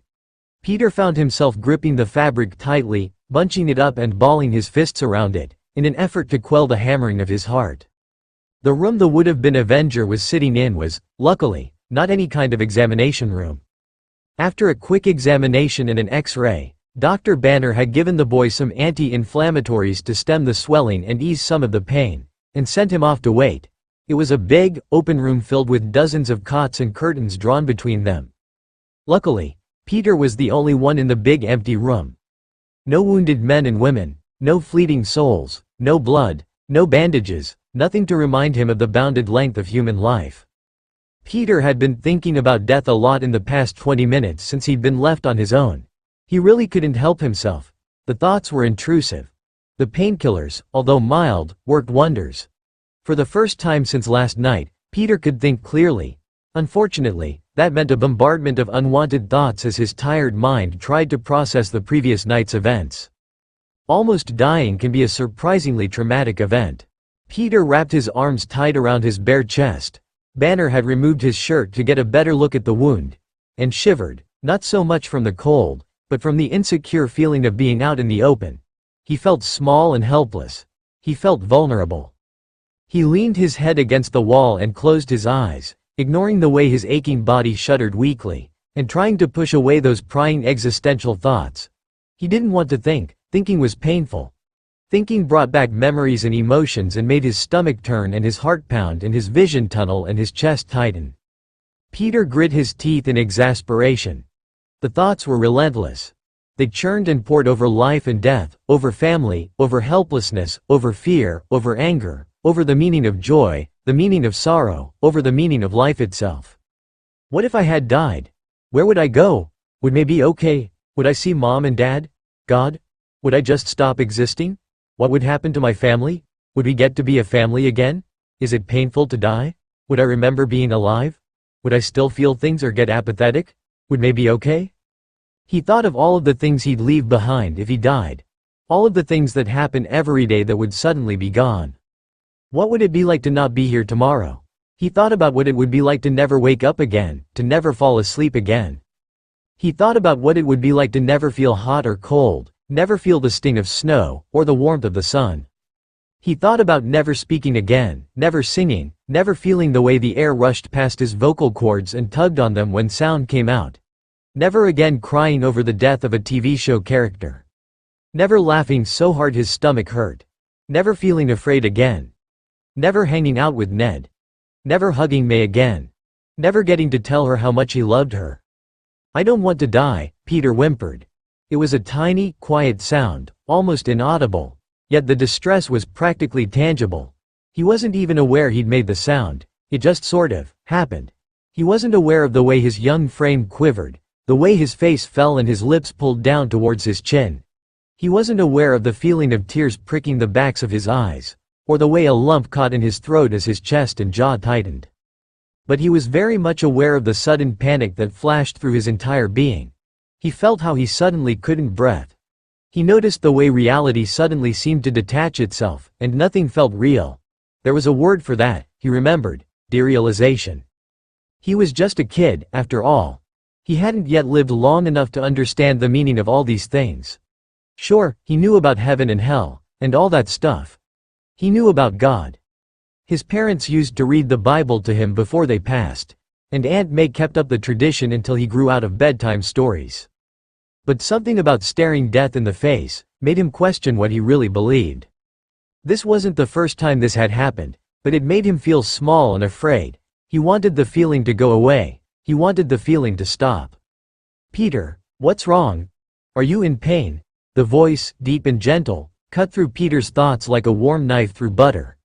His eyes snapped open and found himself face to face with none other than Dr. Jekyll himself, Bruce Banner. "Dr. Banner!" Peter exclaimed, lurching backwards. "What? No, sorry. I didn't hear you come in." His heart was hammering again, but in a different way. Banner was his friend. He could trust Banner. A smile crept onto Peter's face as he reminded himself, for the umpteenth time, "Holy crap, I'm friends with Dr. Banner." How are the X-rays looking?" he asked, his eyes glistening like stars. Just like that, all of his fears were gone. After all, somebody else was there with him, to protect him, not that he needed protecting, mind you. Peter just didn't like being alone. "Come with me, and I'll show you," Dr. Banner said. Peter followed behind like an excited puppy and the doctor led him into a small, dark room. "So, we're going to prep you for surgery. Nothing major. Nothing to worry about," Dr. Banner said as he set the X-rays up on the light stand to display them to the young boy. "Surgery?" Peter echoed. That hadn't been part of the plan. Banner nodded. "Again, it's nothing major. As you can see here," he gestured to the X-rays. "There was quite a bit of damage done to the bone and surrounding ligaments. It looks like part of your clavicle has a nasty crack in it, so we're going to put a screw in to secure it in place while it heals," he explained. "Now that the swelling's down, we're going to pop the arm back into its socket and get you off to surgery. We should have you home by tonight." At the mention of the actual relocation of his shoulder, Peter shuddered. Dislocating the shoulder had been painful enough. He couldn't imagine how agonizing it would be to pop it back into place. "Can't you, just drug me up for that, too?" he asked with a nervous smile. Bruce turned away and flipped off the X-ray screen. "Well, that's the plan. We'll get you all hooked up to some painkillers, but I'm afraid it won't be enough to completely knock you out." Peter cursed. Bruce snorted. "I hope you don't talk like that at the dinner table." Peter smirked. "Aunt May starts it," he responded cheekily. Banner shook his head and led the kid back into the big room with the beds and had him sit down. Peter gulped. He shuddered again and stared at the ground. He was afraid. Oddly enough, it wasn't Ned or Mr. Stark or even Aunt May that he wanted. He just wanted his mask so he could hide his face. It wasn't the same sort of panic he'd felt in the car, but he was most definitely frightened. He didn't like feeling afraid. It made him feel weak. He felt like he was supposed to be better than that. After a moment of silence, Bruce asked, "Happy mentioned a panic attack?" Peter's eyes went wide. "What? No, come on, Banner. Look at me. I'm Spider-Man. I'm practically invincible," he responded coolly, but his heart was racing. All Peter wanted was for his heroes to respect him. He wanted to make them proud. Being weak would only drive them away. He didn't want them to think he was a screw-up, because, honestly, a lot of the time, Peter really felt like a screw-up. Tony had told him once, after the accident with the ferry, about the consequences of losing a life. But Tony didn't seem to understand that Peter already had lost a life. Nobody understood. Everybody else, all the other heroes, had successfully been able to protect their families. Everybody else's families were safe. But Peter was a screw-up. Unlike everybody else, Peter had a point to prove. He had a debt to make up for. Bruce grabbed a needle and a sterilizing agent and, after finding a good vein and cleaning the area, pushed the needle beneath the skin. He inserted a tube into the bloodstream, connected to a bag filled with some pretty heavy-duty painkillers. "Can I tell you a secret?" Bruce asked, turning around. Peter squinted suspiciously, surprised by the sudden change of topics. "You know that egotistical mechanic you idolize?" he asked. "Come on, I don't idolize Mr. Stark. Tony. He's just super cool," Peter defended, his face turning redder than a boiled lobster. "He gets him too," Banner said simply, ignoring the floundering, defensive teen. Peter froze. "Wait, what?" Bruce shrugged. "Panic attacks. I get them too sometimes, when it gets too loud or there are too many people, but Starks are definitely worse." Peter's eyes were wide as saucers. But you guys are Avengers. Yeah, but we're still human. You'd be surprised about the kind of baggage some of us carry. Nat, Thor, Clint, Wanda, Steve. Peter stiffened at the name. We've all got our demons. There was a pause for a moment and Banner's lips quirked upwards in a smile. We're all broken. I think that's the one thing that all of humanity has in common. Everybody's broken. Peter rolled this over in his mind for a long time. He curled in on himself, wrapping an arm around his bared torso. He honestly didn't know what to make of this new information. He was really ready to talk about his trauma yet. Besides, what if Banner was lying to him just to weasel information out of him? Peter shifted uncomfortably. Dr. Banner, noticing the boy's discomfort, sighed and spoke up. Speaking of broken things, let's get that shoulder back in place. Okay. I put a bucket on your left if you feel like you're going to throw up, he said. Peter's eyes went wide and he gulped. No, no, no, no, no, do not want. He tensed. How could he get out of this? He could run. How fast was the Hulk? Would Banner even bother hulking out to chase a kid? Or would he just call security? Oh okay, he whispered, his mouth suddenly scratchy like sandpaper. All the while his mind was turning, desperate to come up with an escape plan. Bruce took a hold of Peter's arm and Peter had to turn his head away. It was the anticipation that was going to kill him, really.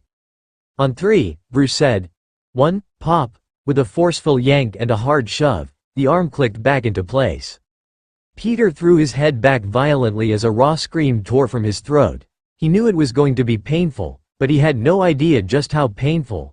It felt as if molten iron had been poured into his veins. He could feel the white-hot agony spread like lightning all over his body. He couldn't seem to breathe. His vision turned blue and the whole world tilted to one side. Distantly, a very odd part flashed to his biology class and he wondered if this is how childbirth felt. The pain sent him pitching forward and he promptly vomited into the provided bucket before collapsing backwards onto the cot. Dr. Banner caught him and helped him down, not wanting the impact of the fall to injure him further. The poor boy was panting and trembling, and his already pale skin had lost so much color, it almost looked translucent. You did really good, Pete, Dr. Banner said encouragingly. He was grateful Tony hadn't been here to witness the ordeal. He doubted the mechanic could stand to see the kid in such pain. What the hell happened to 2 and 3? Peter demanded in response. Banner laughed and shrugged. I decided they were boring. Yeah, well, I think you're boring, Peter grumbled. It was a lousy excuse for a comeback, but it was the best he could manage. His head was swimming from exhaustion, drugs, and a dull ache that not even narcotics could seem to erase. Bruce eased him down so he was laying flat on his back. How do you feel? He asked. Floaty, Peter responded. And you're sure we have to do it?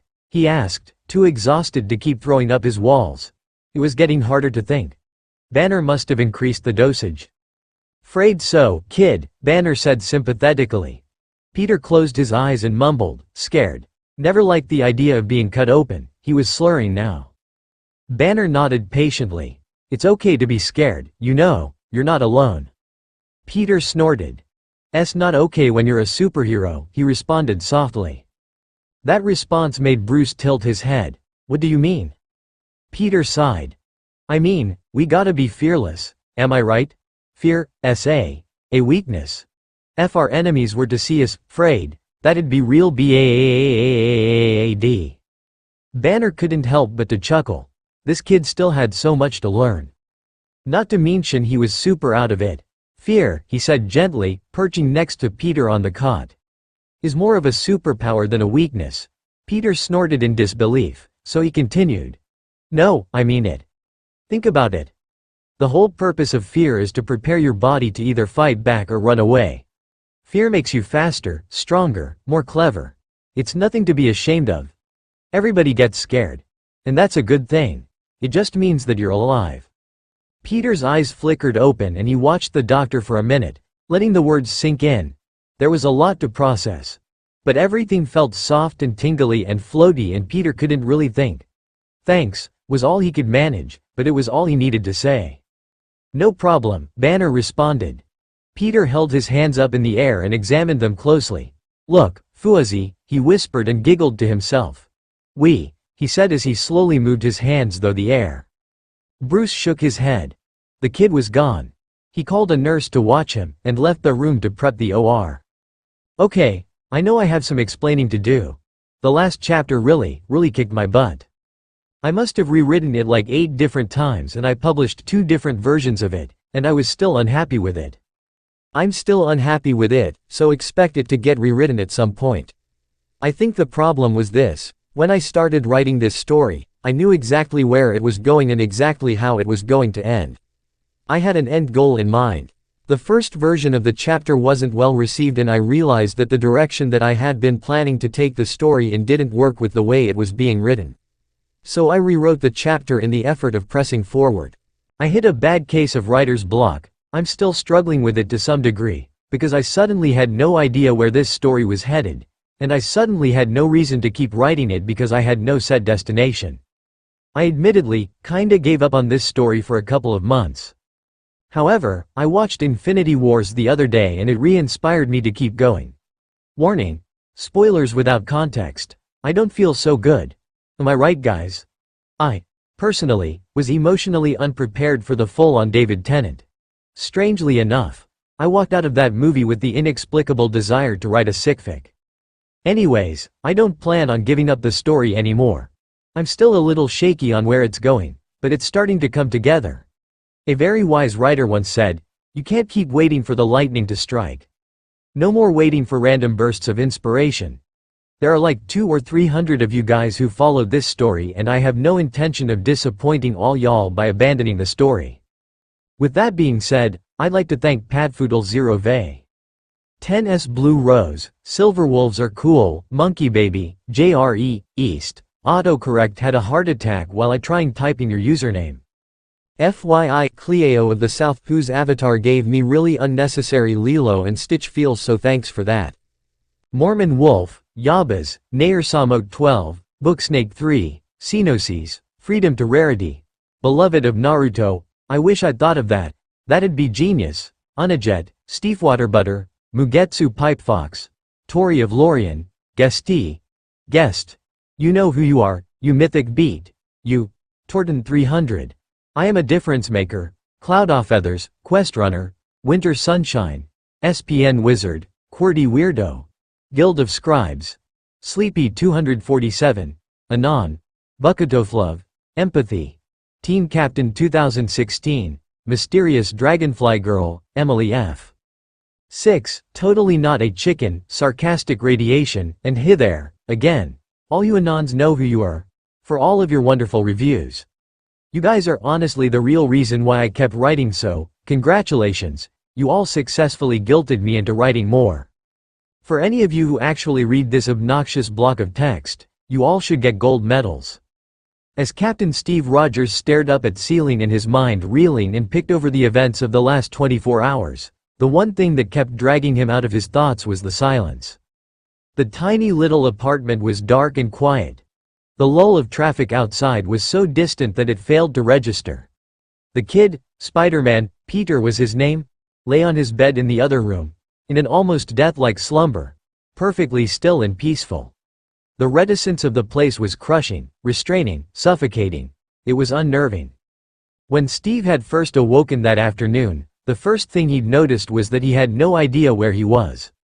That had sent a wave of panic washing over him. And he had sat up so fast that he nearly punctured a lung on one of his fractured ribs. The terror he'd felt in that moment had been almost indescribable because how long had he been sleeping for? Obvious indicators. A calendar on the wall, the date and time on the TV, the clocks on both the oven and the microwave, had let him know that he'd only been asleep for a few hours. However, those bastards at S.H.I.E.L.D. had tried to pull that trick on him once before. Carefully decorating a room in 40s decor to trick him into believing that everything was still okay, that no time had passed at all. It was a trick that hadn't worked the first time and most certainly wouldn't work a second. However, after a very thorough scan of the room and unable to find any evidence that he was being lied to, Steve Rogers had finally allowed himself to relax back into the sofa with a relieved grunt. That was when the pain had set in. Steve Rogers was no stranger to pain. He'd grown up weak and sickly, and had spent most of his childhood either in bed or in the doctor's office.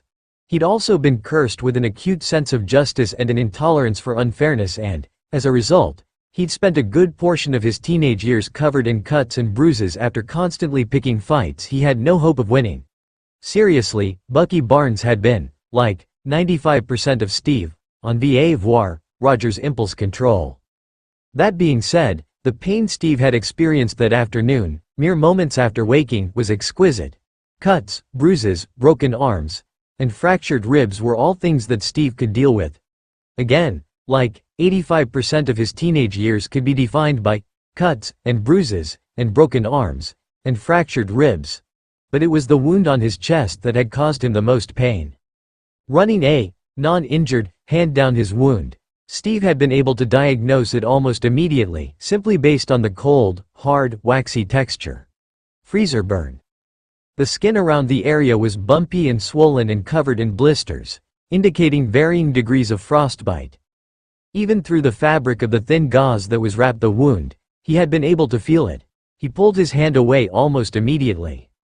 Steve had groaned, softly, shuddering, and had brought his head back to rest on the arm of the sofa. He had no intention of looking down at that wound, regardless of whether or not it was bandaged. The mere knowledge of its existence made Steve's stomach roll like waves in an ocean storm. Steve Rogers was very well acquainted with freezer burn. After waking up from the ice, Steve had spent a good amount of time in physical therapy to recover from his wounds. Luckily, the super soldier serum had prevented his muscles from atrophying, stopped the cold from doing major damage to his vital organs, and had healed a good portion of the frostbite and freezer burn long before he woke, but it left some rather hideous scars in some rather unfortunate places. The steps to Steve's recovery had been the same as if he had been caught in a terrible house fire. Scars pulled his skin tights and restricted his movement. The goal of therapy had been to get them to loosen up. Technology, skin grafts, and the serum had greatly shortened his recovery time, but it had been a painful, arduous process. It was not a process Steve was keen on either repeating or remembering. After noting the time and the extent of his injuries, the third thing Steve had noticed upon waking was a voice coming from somewhere in the empty void behind the couch. Grunting as he propped himself up, Steve had been more than a little surprised to see some overweight kid talking to himself in the mirror whilst wearing a Spider-Man mask. It had to be a costume, right? He'd met Spider-Man before and this kid simply didn't fit the description. Regardless of whether it was real or just a costume, seeing that mask had brought the disjointed memories flooding back.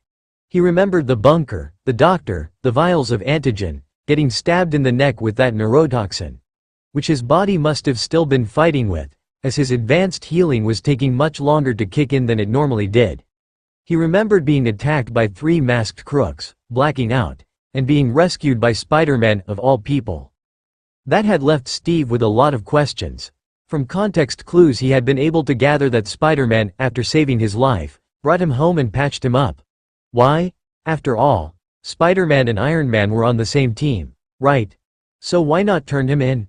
Why bring him here? Where was that other kid? The aforementioned kid hadn't seemed to have any intention of turning around, so Steve cleared his throat and asked, "Hello, who are you?" He had learned from the kid, Ned, that he was, in fact, in Spider-Man's home. Spider-Man, Peter Parker was his real name, Steve learned, was back at the Avengers HQ having his shoulder relocated. But that had only been the beginning. After he and Ned had completed the Lego TARDIS, Tony's assistant, Happy, had arrived, dragging a heavily medicated Peter Parker in tow. Steve had been yanked to his feet, a move which Steve's aching body deeply regretted, and was stuffed into the bathroom to hide.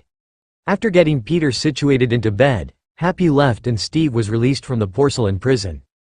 Steve, exhausted and in a horrendous amount of pain, took a nap on the couch while Ned had dorked around the house doing whatever he pleased. He'd woken from his nap to find a thoughtfully prepared bowl of ramen noodles on the couch and a note from Ned explaining that his mother had summoned him home, but that he'd be back in the morning. Oh joy! Ned had also left a series of detailed instructions on how to operate a microwave. Modern technology is difficult, after all, in the event that the soup should get cold. It was a kind gesture, and Steve couldn't help but chuckle as he ate his cold, salty, soggy noodles. Initially, Steve had been relieved that Ned was gone. Despite being on the tail end of an illness, Ned had been full of energy and hadn't hesitated to bombard the poor, ailing captain with a plethora of, somewhat inappropriate, questions. However, now that there was no background noise, there was no barrier between Steve and his thoughts. They tossed and turned in his head like a litter of hamsters thrown into a washing machine.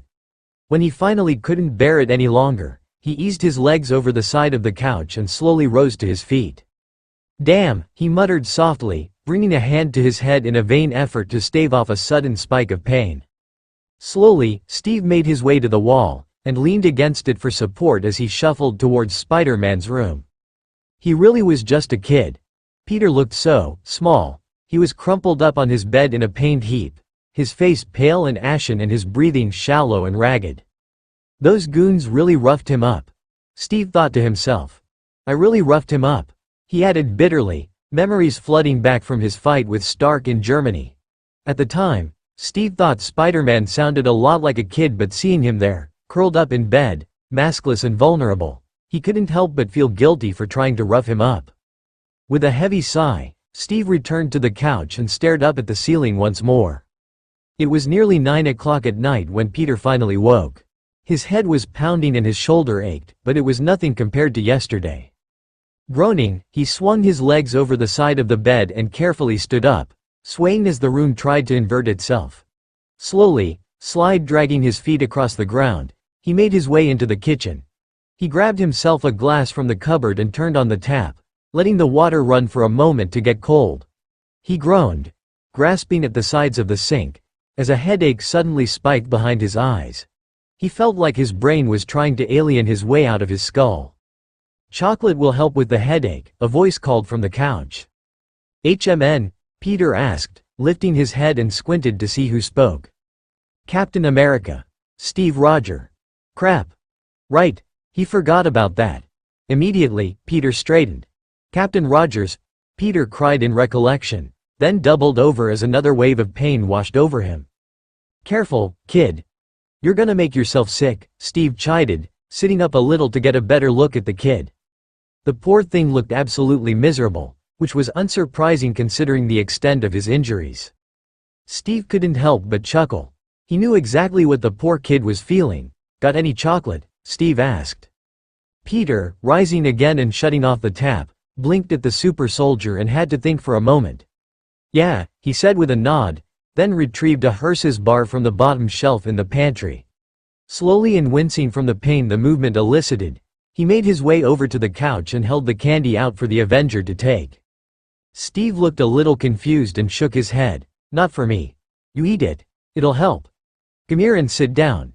You look beat," he said, gesturing to one of the chairs around the coffee table. Obediently, Peter sat down. "I look beat. You should look in the mirror," he said with a tiny, cheeky smile tugging at the corners of his lips. Steve snorted. "Yeah, but I'm used to it, kid. It's kinda my job. You on the other hand." Peter raised an eyebrow and Steve closed his mouth. He had a lot of strong feelings about Tony bringing a 15-year-old kid, out onto the battlefield. But then again, the kid wasn't exactly trying to keep himself out of trouble. Spider-Man was big news in the Queens. It wasn't as if Tony had gone out and plucked any random kid up off the street and demanded he learn how to fight. Peter was Spider-Man before Tony Stark showed up. Spider-Man was Peter's creation, not Tony's. Besides, Steve was exactly the same way when he was Peter's age. Standing up for the little guy, fighting for what was right, and never backing down. The only difference was, Steve never won those fights. Either Bucky would come to the rescue or he'd wake up in some alley with a little less blood than he'd stared out with. Mind you, that didn't stop Steve Rogers from picking fights with every damn mouth breather on his side of the Brooklyn Bridge. Besides, Peter saved his life last night. He really had no right to look a gift horse in the mouth. Steve shook his head, voting to abandon his argument. "So, how does a kid like you end up in this line of work?" he asked.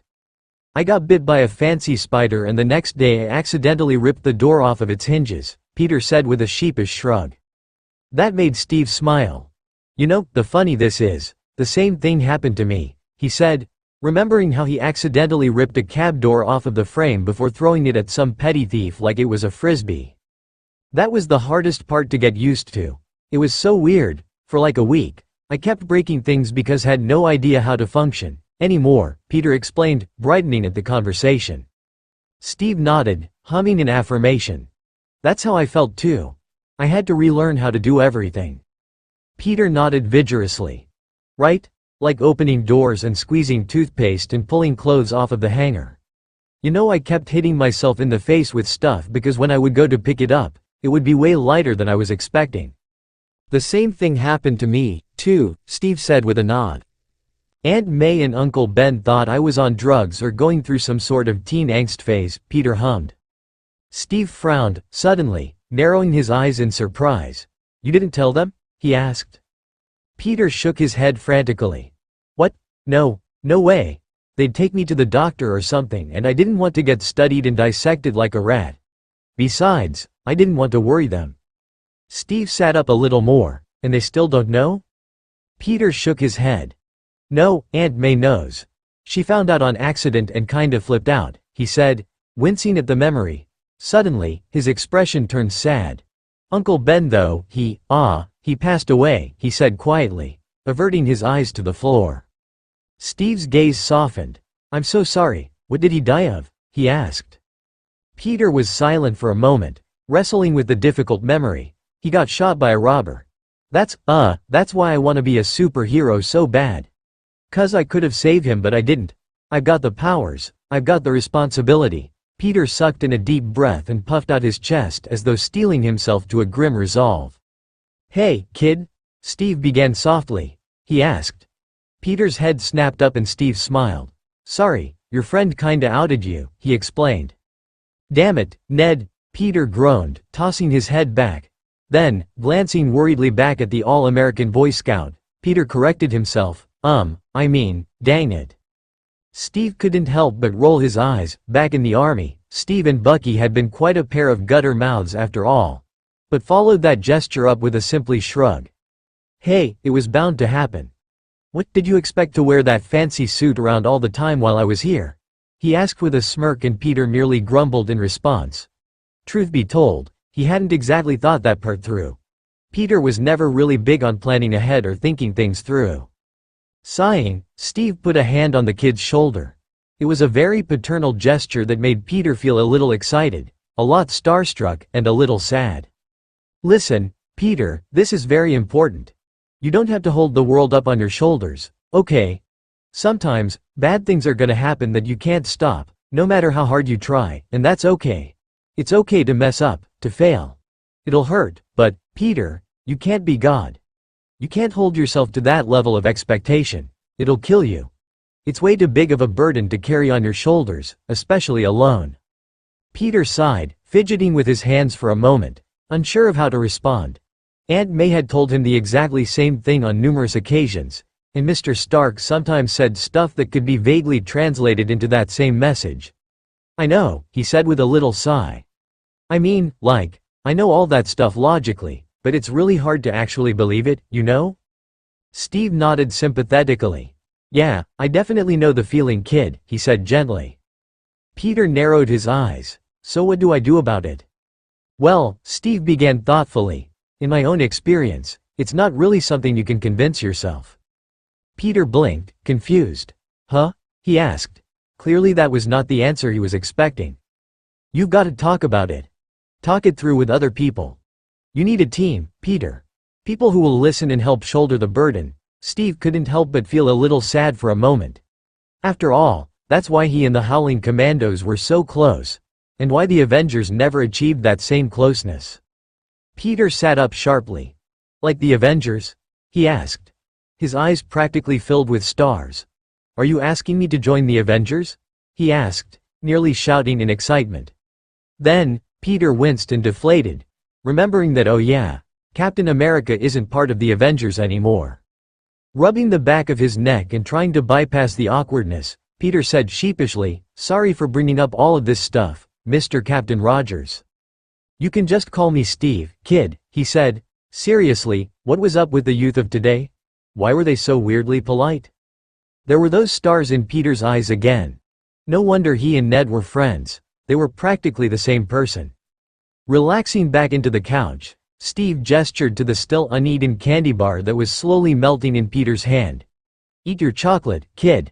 It'll help you feel better." Peter blinked. "Oh yeah," he exclaimed and greedily dug into the candy. He paused, only for a moment, to comment on the completed Lego TARDIS. "Aw, you guys built the whole thing without me?" Sunday. Today was the big day. Peter had set his alarm clock to go off extra early that morning so that he could get everything sorted out before his aunt got back home.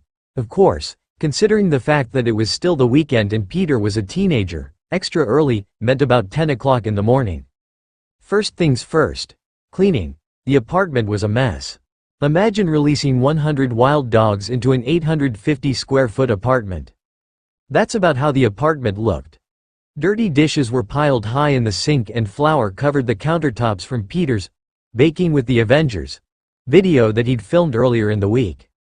Dirty clothes were flung all over the place, the bathroom was a mess, and the overflowing trash had a sickly, sweet and salty scent, like sesame chicken that had been composting for a month, or the decaying corpse of a snake that had curled up and died in a bowl of day-old popcorn. Also, the couch in the living room was stained with about a fifth of Steve's total blood volume. Oops. Speaking of Steve, the super soldier in question was passed out on the couch, tucked under 3 different quilts because the poor guy really wasn't fond of being cold while he slept. Go figure. Peter tiptoes towards Steve and quietly loomed over him, cocking his head and squinting at him to get a better look at his face in the dim light. Luckily, Steve was looking better, meaning that he looked more like a Calvin Klein model who'd picked a fight with a raccoon and lost, rather than a Calvin Klein model who'd picked a fight with a bear and 3,000 badgers and lost. His face wasn't as pale, the circles under his eyes weren't as dark. He looked peaceful, still exhausted, yes, but peaceful. For a moment, Peter debated waking him and requesting his help in cleaning up the apartment. However, the idea was quickly discarded because the poor guy still looked pretty worse for wear and, seeing as he was still healing, he could use all the sleep he could get. And b, somehow, it felt wrong to wake up Steve Rogers, an Avenger and literally one of the coolest people ever, and request his help with something as menial as cleaning. He felt that, somehow, cleaning was beneath the Avenger. So, Peter set to work by himself. After making himself a cup of coffee for breakfast, he started in the kitchen.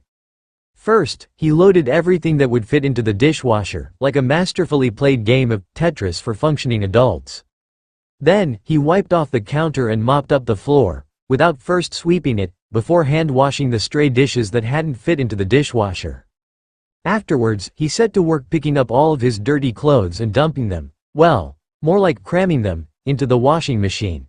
He wanted to get them all done quickly, so he didn't bother separating them out into lights and darks, as his aunt had cautioned him to do so many times. The bathroom was the easiest to clean. With just a little bit of Windex and some all-purpose cleaner, he was done in a flash. With the task finished in record time, Peter stood in the middle of the living room and admired his work. Imagine releasing 100 wild dogs into an 850 square foot apartment. Except the dogs were all part of a Disney film and knew how to clean. Not an animated Disney film, mind you, but a live-action Disney film, like Enchanted. That's how the apartment looked when Peter had finished. The most frustrating part about the whole ordeal was the fact that he couldn't use his injured arm, which was still propped up in a sling, and made everything much more difficult. Washing dishes with one arm, Peter had discovered, was a lot like trying to herd cats whilst riding a unicycle. It was completely ineffective and mostly he just looked like an idiot. Speaking of his injured arm, he still had no idea how he was going to explain it to May, because no matter what he told her, she was definitely going to freak out. And speaking of freaking out, Captain America suddenly bolted upright with a loud gasp, startling poor Peter so much that he jumped in the air a good 3 feet and stuck onto the wall. Steve's chest was heaving, and for a moment, all he could do was stare down at his lap, his fists balled tightly in the fabric of the quilts, as he tried to get a better grasp on reality. Peter was somewhat surprised. A nightmare? Bruce had mentioned that Steve had a tendency to get them, but Peter hadn't really believed him. Much like cleaning, nightmares were also the sort of thing that Peter assumed was beneath the Avenger. After all, Steve Rogers was a hero and heroes don't get scared, right? Right? Hey, Mr. Captain America. Sir? Peter asked cautiously as he climbed off of the wall. Are you okay? I didn't wake you, did I? Seeing the super soldier so disheveled was somehow both comforting and unnerving. Peter was glad that he wasn't the only one who was affected by trauma, but it didn't feel right seeing the good captain in such a vulnerable state. Somewhat startled, Steve whipped around, an action which he deeply regretted, as the movement caused him to jostle the many injuries that marred his Greek godlike torso. He was momentarily surprised to see the teen before his memories came flooding back and he relaxed. Yeah, I'm okay. It was just a dream. He waved the teen off dismissively before adding, with a tiny smile, and you can call me Steve, remember? Peter's eyes widened slightly. Oh yeah, of course. Sorry about that, Mr. Steve. Steve, sorry.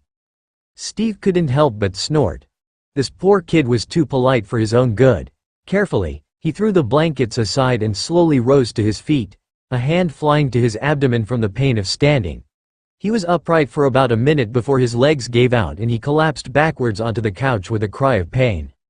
Luckily, Peter's spidey senses had alerted him to the impending collapse and he rushed forward, managing to catch the soldier and help him back down onto the couch.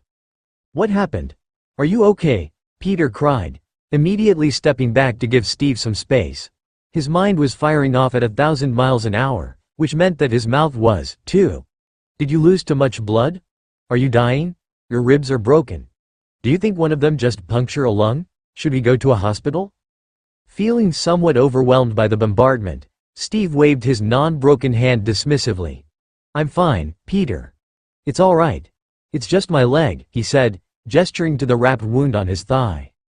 Oh, Peter said, visibly relaxing. Yeah, that makes a lot of sense. Steve looked rather uncomfortable, Peter noted, sitting on the couch with nothing on but his underwear. Luckily, Peter seemed to cue in on the soldier's discomfort because he snapped his fingers and said, "Oh yeah, I almost forgot," and dashed off into May's room. He returned moments later carrying some neatly folded fabric. "Here, you can wear these," he said, and placed his cargo into the super soldier's arms. I had to cut you out of your other clothes, so, they're kinda destroyed," Peter squeaked. His whole face burned red and he was doing his very best to avoid eye contact because how embarrassing. "But I only did it because Karen told me to. You were really hurt and she said that I had to, so it wasn't my fault, it was hers," he explained, tripping over his own words. "Karen?" Steve asked, trying not to laugh at the poor kid's embarrassment. "Huh?" Peter asked, finally lifting his head to look at the super soldier. All embarrassment was forgotten in an instant. His eyes lit up and he said, "Oh yeah, Karen is my suit lady. She talks to me and helps me out with stuff," he explained. "An AI?" Steve asked, clarifying. Peter nodded. "Yeah, Stark put her in my suit for me, she's really cool." Steve's smile seemed to falter for a moment at the mention of Tony's name. His grip on the clothing tightened ever so slightly, but he said nothing. Peter, sensing the change in the atmosphere, said, yeah. "So, you can wear those. Those where he was a little smaller than you, so they might be a little bit tight. If they don't work I can go down to Goodwill if you want, and find something that's your size, or I dunno if you have an apartment around here. Well, I suppose Brooklyn is kinda far from here." "Well, actually, it's only like 10 miles and I'm sure I could probably make it over there pretty quick, I've gone farther before, but, yeah. Anyways, I dunno if you have an apartment I could go to and pick up clothes or something." Peter trailed off, twiddling his thumbs as a way to deal with the nervous energy. Steve was, once again, a little overwhelmed with Peter's rapid-fire rambling, but at the end of it, he just smiled and said, "Don't worry about it. I'm sure these will be just fine." Steve rose to his feet, groaning as he did so. He was very careful not to put any weight on his damaged leg, lest he collapse again. He was about to head off to the bathroom to change, but Peter quickly interjected, "Hey wait, actually, before you go, we should probably change your bandages." Steve blinked in surprise and nodded. He sat back down on the couch and Peter sidled right up next to him, just in case he needed help with the bandages.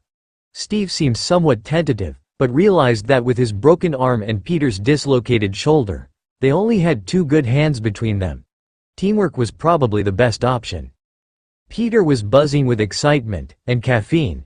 and doing his very best not to be totally starstruck, but this was just so cool, Captain Flipping America, in his home. And he had so many questions he wanted to ask. Questions? Steve asked, and Peter blushed fiercely, realizing that he might have accidentally said that last bit out loud. Yeah, but not super important questions. Just some stuff about the 40s, Peter explained, and Steve nodded in understanding. Like, what was it like when you first heard about the moon landing?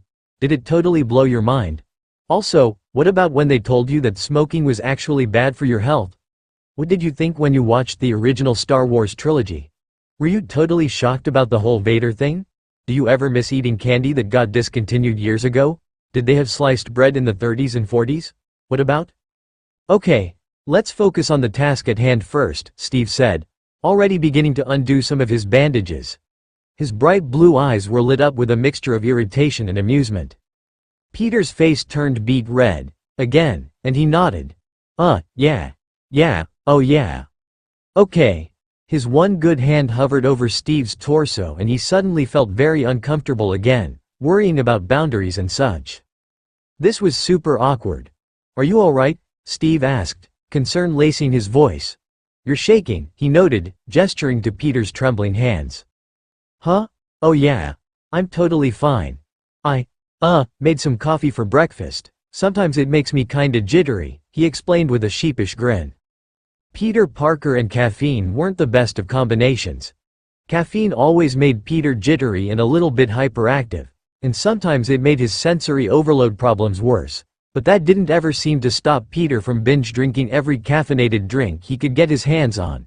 He kinda liked the way it made him feel. He always felt super productive, like he could accomplish a billion things. I see, Steve trailed off, as if he were completely unsure as to how to respond. Peter looked mortified. Did I say that whole coffee thing out loud? He asked, and Steve nodded. A little bit, yeah, Steve said, and Peter groaned mournfully. Not wanting to make himself a bigger fool than he was, Peter set to work unwrapping the bandages. Steve helped where he could, but his movement was limited by pain. Peter didn't bother unwrapping the splint around Steve's arm, as there really wasn't much he could do while the bone healed. Luckily, his arm looked less purple and swollen, so, hopefully, the bone was healing.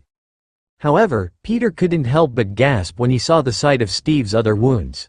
They were exactly the same as they were when he'd wrapped them, 2 days before.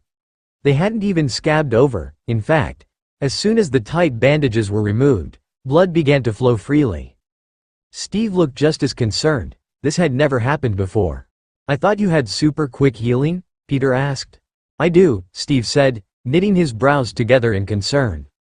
By far, the worst of them all, was the deep puncture wound on his thigh. Whereas the other wounds looked fresh, just as they had been when they were inflicted, the stab wound on his thigh was far worse than it had been. The flesh of the area was turning gray, dark, black veins spider webbing away from the wound. It looked almost necrotic. Peter gagged and had to look away. What did you get hit with? Peter asked, eyes wandering anywhere but the good captain's thigh. It looks almost poisoned. Do you think it could be poison? Might be. I don't know, I didn't see it properly. I was focused on the one with the ice gauntlet. Some sort of blade, I think. A knife, or a spear? I don't really remember much about the fight, he admitted. He winced again and brought a hand up to his head. A headache split through his skull when he tried to remember. You've probably got a concussion, Peter said. Well, that's what Karen said when I brought you in. Wait, am I not supposed to let you sleep with those? Why is that? Crap, did I make it worse? No, you've done just fine, Spider-Man. I'm fine, don't worry about it too much, okay? He suggested. Peter looked pretty unsure, but nodded nonetheless. He finished bandaging the wounds in silence, a task which was, again, infinitely harder with only one arm. With everything patched up, Steve left to change. He returned not long afterwards, looking even more exhausted than he had been, as if the action of simply chancing his clothes had been a great and painful ordeal. The clothes, gray sweatpants and a loose-fitting Hawaiian shirt, were, luckily, not as tight as he thought they were going to be. Peter had to pause for a moment, just to stare. The shirt was absolutely hideous. Imagine releasing 100 wild dogs into an 850-square-foot apartment, and asking them to design the ugliest Hawaiian shirt they can possibly dream up. That's what it looked like. Peter cringed. In his haste, he'd grabbed the first shirt he found and, unfortunately, he'd picked the worst one. It had been Uncle Ben's lucky Hawaiian shirt, one he'd only worn on special occasions. "Your uncle certainly had an interesting taste in clothes," Steve commented. Peter nodded and couldn't help but feel somewhat sad. Yeah, he did. "Steve, Mom at the ready." Rogers smiled sympathetically and put a hand on Peter's shoulder and said, "Hey," in a gentle, compassionate voice, "it gets better." Peter couldn't help but slump a little. "I know it does. And it has been. Just sometimes, I dunno. I feel guilty." "It wasn't your fault, you know. From what you told me, it sounds like there was really nothing you could do." "Peter, it wasn't your fault," Steve said. "I understand the feeling. Really, I do." "Thanks," Peter said, somewhat listlessly. He didn't quite believe Steve, but he was grateful, nonetheless, for the support. Steve nodded in understanding before casting his eyes around the tiny apartment. "You cleaned," he commented. "Not very well," Steve noted, but then again, Steve had been no better when he was 15. "Yeah, I did," Peter said. There was more than a hint of pride in his voice, as if cleaning up were some sort of Herculean task. "My aunt's coming home in a little while and I didn't want her to freak out," he explained. Steve clicked his tongue. "You should have woken me up, I could have helped," he offered. Peter felt his face flush at the offer and shook his head quickly. "What? No, I'd never ask you to do something like that. You're an Avenger. Besides, you're hurt." "So what?" Steve countered, looking amused. "Avenger or no, I'd be more than happy to help. See, all lived at the tower together. We used to have a chore chart." Peter's jaw practically hit the floor. "A chore chart? What? No way. That's so. Domestic?" Steve asked with a smirk. "Yeah," Peter exclaimed. "Kid, you don't know the half of it," Steve said with a snort. "We had to start using stickers to get people motivated to actually stick to the chore chart." Peter's mouth twisted into a wry smile. "Stickers?" he echoed in disbelief. "Wait, what kind of stickers? Like the lame stickers with smiley faces? Or the ones with the bad space puns?" "Animals, usually. Nat once found some dinosaur stickers at Kroger's, and those were the most popular for a while," Steve explained. There was something distant about the look on Steve's face, something sad. Peter opened his mouth to add something else when, out of the corner of his eye, he saw an all-too-familiar car pull up into the parking lot. Peter cursed loudly. "We gotta go," he shouted. Steve's eyes grew wide and his body went rigid as he prepared for a fight. "Why? What's going on?" he demanded. "May just parked, she'll be up here any second." "You gotta hide," Spider-Man exclaimed, pushing Captain America in the direction of his bedroom, which was somewhat difficult, considering Steve's awkward gait, thanks to the necrotic stab wound in his leg. Steve all but collapsed onto the lower bunk of Peter's bed after accidentally hitting his head on the base of the upper bunk. The bed, clearly built for teenagers and not super soldiers, creaked under Steve's weight. Peter rushed back out of the room and slammed the door closed just in time to watch May come through the front door, carefully inspecting the broken handle as she did so. "Peter? What happened to the—" "Peter?" May cried, spotting her nephew standing sheepishly in front of his bedroom door. The first thing she noticed was the sling, followed by the scrapes and bruises that littered his face. She immediately went into panic mode. Her purse and suitcase were immediately abandoned and she rushed towards him, taking his face in her hands and inspecting him thoroughly. "What the hell happened, Peter?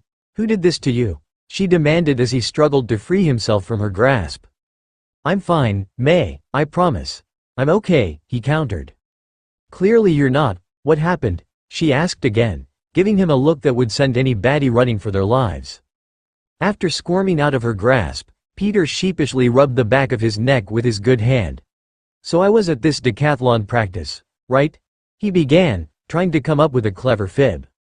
"Peter Benjamin Parker," May warned, clearly not buying the obvious lie. Okay, he relented, holding his hand in the air in defeat. "It was while I was out on patrol. Some guys were using those alien hybrid weapons that I was telling you about, and they were beating up this one civilian, and I had to rescue the guy, so I fought them, and I wasn't really paying attention, and one of them got me and dislocated my shoulder," he said. speaking as fast as he possibly could, hoping that maybe May wouldn't hear him properly and he wouldn't be in so much trouble. "They dislocated your shoulder," she cried. Peter could have sworn that there was bloodlust in her eyes. She looked absolutely ready to go hunt those men down and beat them up with her bare hands. "Just a little, I mean, yeah. But it's okay, 'cause I still got him," he said, his voice full of pride. He really couldn't help it. "He did a great job taking them down, and I went straight to the hospital afterwards," he said. "Well, the Avengers compound. And Bruce Banner was my doctor. The Hulk. Can you believe it, May? It was the coolest thing ever." "Why didn't you call me, Peter?" she asked. She was proud of him, of course, but her eyes were filled with hurt and deep concern. Peter was the only family she had left, if she ever lost him. Peter curled in on himself, ashamed. "I'm really sorry, May," he said. I didn't want you to worry, you know?" May sighed. "Peter, I will always worry about you," she said and pulled him into a hug. "Baby, we've talked about this. You are not a burden, do you understand? And if something happens to you, I want you to call me, right away," she reprimanded. Now, it was Peter's turn to sigh. "All right, I will. I'm sorry, May." "No more secrets, okay?" May requested and Peter's eyes widened. Yeah, okay," he squeaked. May nodded, accepting this, and released him. When she turned away, she immediately noticed the blood on the couch and whirled back around. "Is this all your blood?" she demanded, the panic returning. Peter winced. He couldn't exactly tell her the truth, so, "I'm really sorry, May," he whispered, wincing. May ran a hand through her hair. "I don't know what I'm going to do with you, Peter," she said, reaching out to hold him once more. It scared her to see the blood and the bruises and to know that people were hurting the boy she loved like a son. Suddenly overcome with emotion, Peter stepped forward into his aunt's arm and held onto her like she was a lifeline. He wanted to cry. "I'm so sorry, May. I'll be more careful, I promise," he said softly. He could take the occasional beating from a bad guy in an alleyway. That was fine. It was the expression on May's face that caused him distress. Suddenly, a loud thud, and a quiet, almost inaudible curse, sounded in Peter's room and May straightened, her hold on the teen loosening. She looked from Peter to the door, then back at Peter and asked, "What was that?" Once again, Peter's eyes got wide and he swallowed thickly, stepping away. Nothing," he said quickly. "Is Ned here?" May asked. "Yes.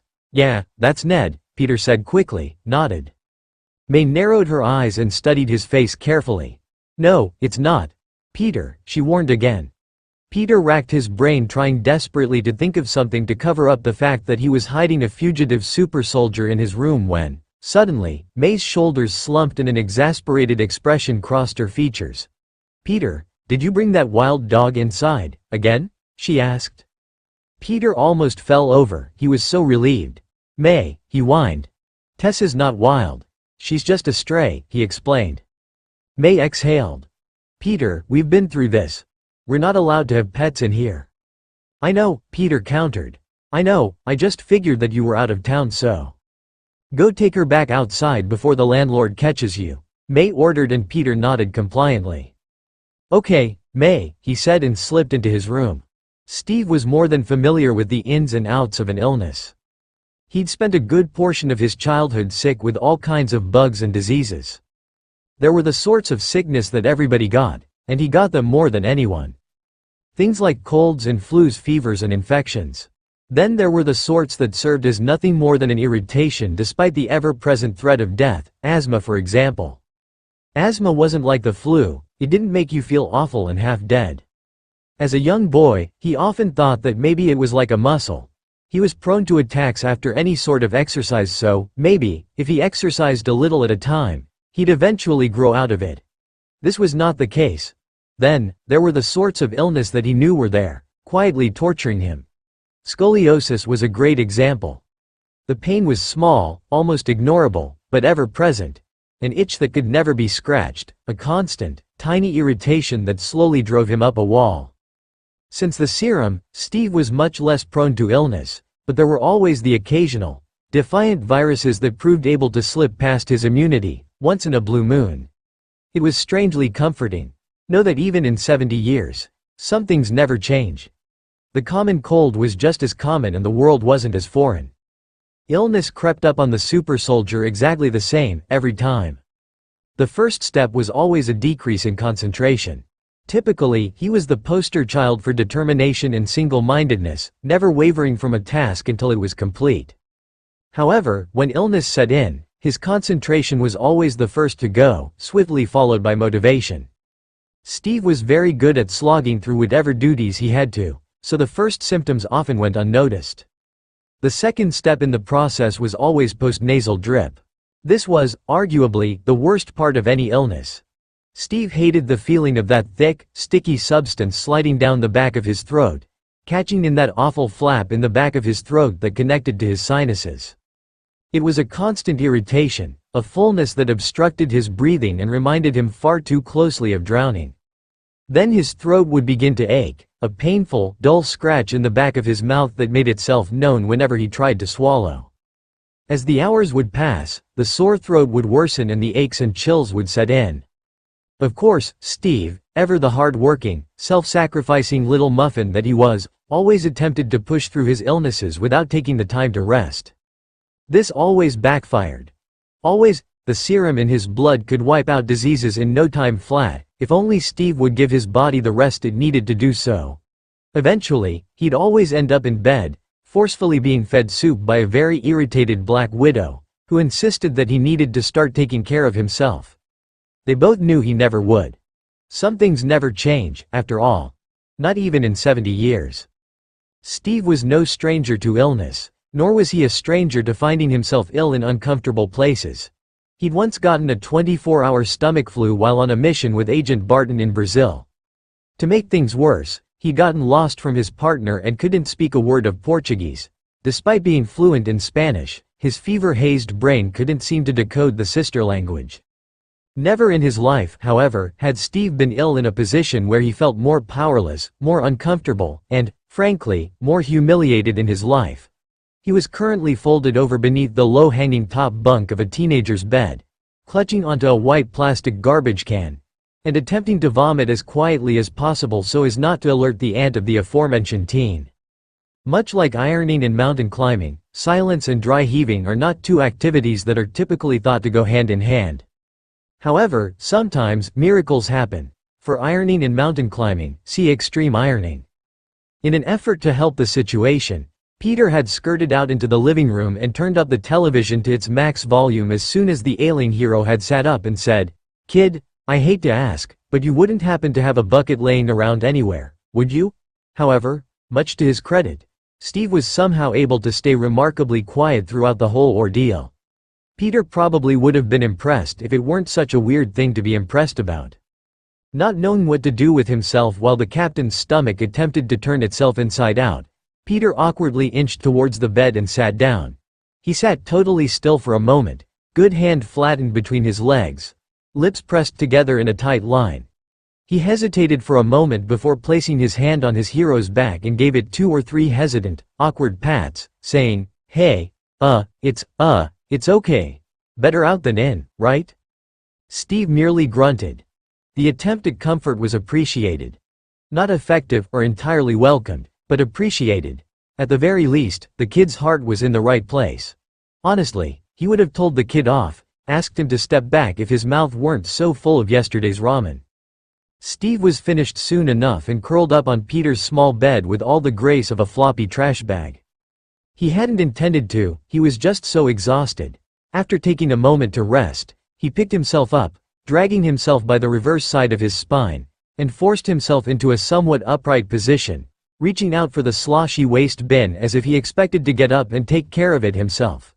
His dirty blonde hair was tangled and the longer bits were sticking to his sweaty forehead, and he was far too cold, and everything hurt. "No way," Peter said with determination and snatched the vile bucket away. Steve, in response, managed enough energy to raise a questioning eyebrow. Peter cleared his throat to explain, "First of all, you're sick.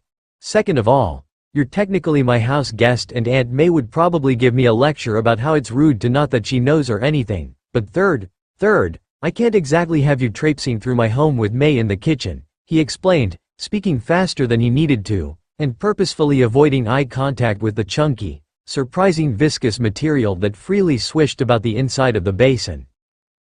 Bad idea, Steve managed to affirm as he retracted his arm and tucked it beneath his body in an effort to conserve heat. He accidentally put too much pressure on both his aching ribs and throbbing wrist, and something must have accidentally brushed against the big, nasty freezer burn on his chest.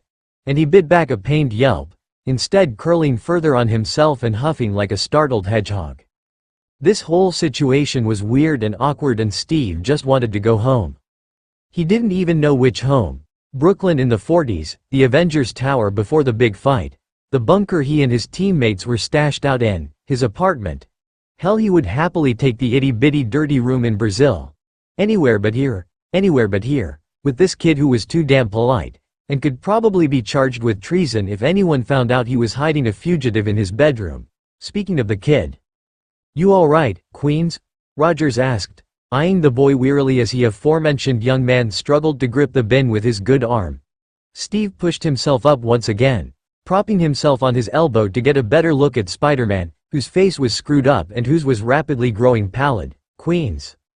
Peter jerked his head towards Steve and pushed his chin towards his chest as if reeling away from "Yeah, sorry. I'm a sympathetic vomiter," he explained, and looked so absolutely miserably that Steve almost barked out a laugh. Instead of turning back towards the door and, presumably, taking away the miserable bucket, Peter's body weight shifted and he turned back towards the super soldier and opened his mouth, having every intention to continue to explain his sympathetic vomiting. "See, it's not on or anything. It's just the smell and the sound." Steve wasn't having it. He untucked his good arm from where it was pressed tightly around his abdomen and waved the kid away. "Don't. Just go take it wherever. Take it wherever," he said, halfway between a plead and a huff. "Oh, right," Peter said, wearing an expression that made Steve wonder if the kid was just now remembering what it was he was supposed to be doing. Peter skirted out into the hallway, going far faster than anyone carrying a bucket of sloshing slop ever should, and Steve heard him call out, "Hi May, just taking out the trash," followed by May's chirp, "What? With your arm, like, let me do it. You go and rest." Then Peter once more, "I'm okay, thanks though," and finally, the sound of the front door shutting. Steve draped his good arm over his eyes and groaned, softly, to himself, lest Aunt May hear him and discover that Peter is not, in fact, harboring an illegal dog, but an illegal war criminal. Something was terribly, terribly wrong. Steve hadn't felt this awful since well before the serum, when he'd gotten a staph infection in his leg that had turned into an abscess. It had been different back then. The medicine wasn't like it was today. He could have died from that. Maybe he did, and all of this was just an elaborate fever dream playing out inside of his head in his final moments of life. Maybe he was still just a sickly little kid back home in Brooklyn. Maybe his mom was hovering over him, mopping his brow with a wet rag and humming a lullaby. Maybe Bucky was sitting by his elbow telling awful puns or talking about the adventures they were going to go on when he got better. Maybe nothing had changed. Wouldn't that be nice? No serum, no shield, no plane, no ice. He liked helping people, really he did. But sometimes he wondered if it was all worth it. There was a hand on his uninjured shoulder, and suddenly Steve was sitting up. His bright blue eyes looked around the room wildly. "Where? Spider-Man. Right." Speaking of the kid, Steve's eyes slowly landed on a heap on the floor. Then the heap started moving and… "Holy shit!" Peter exclaimed as he picked himself up off the ground.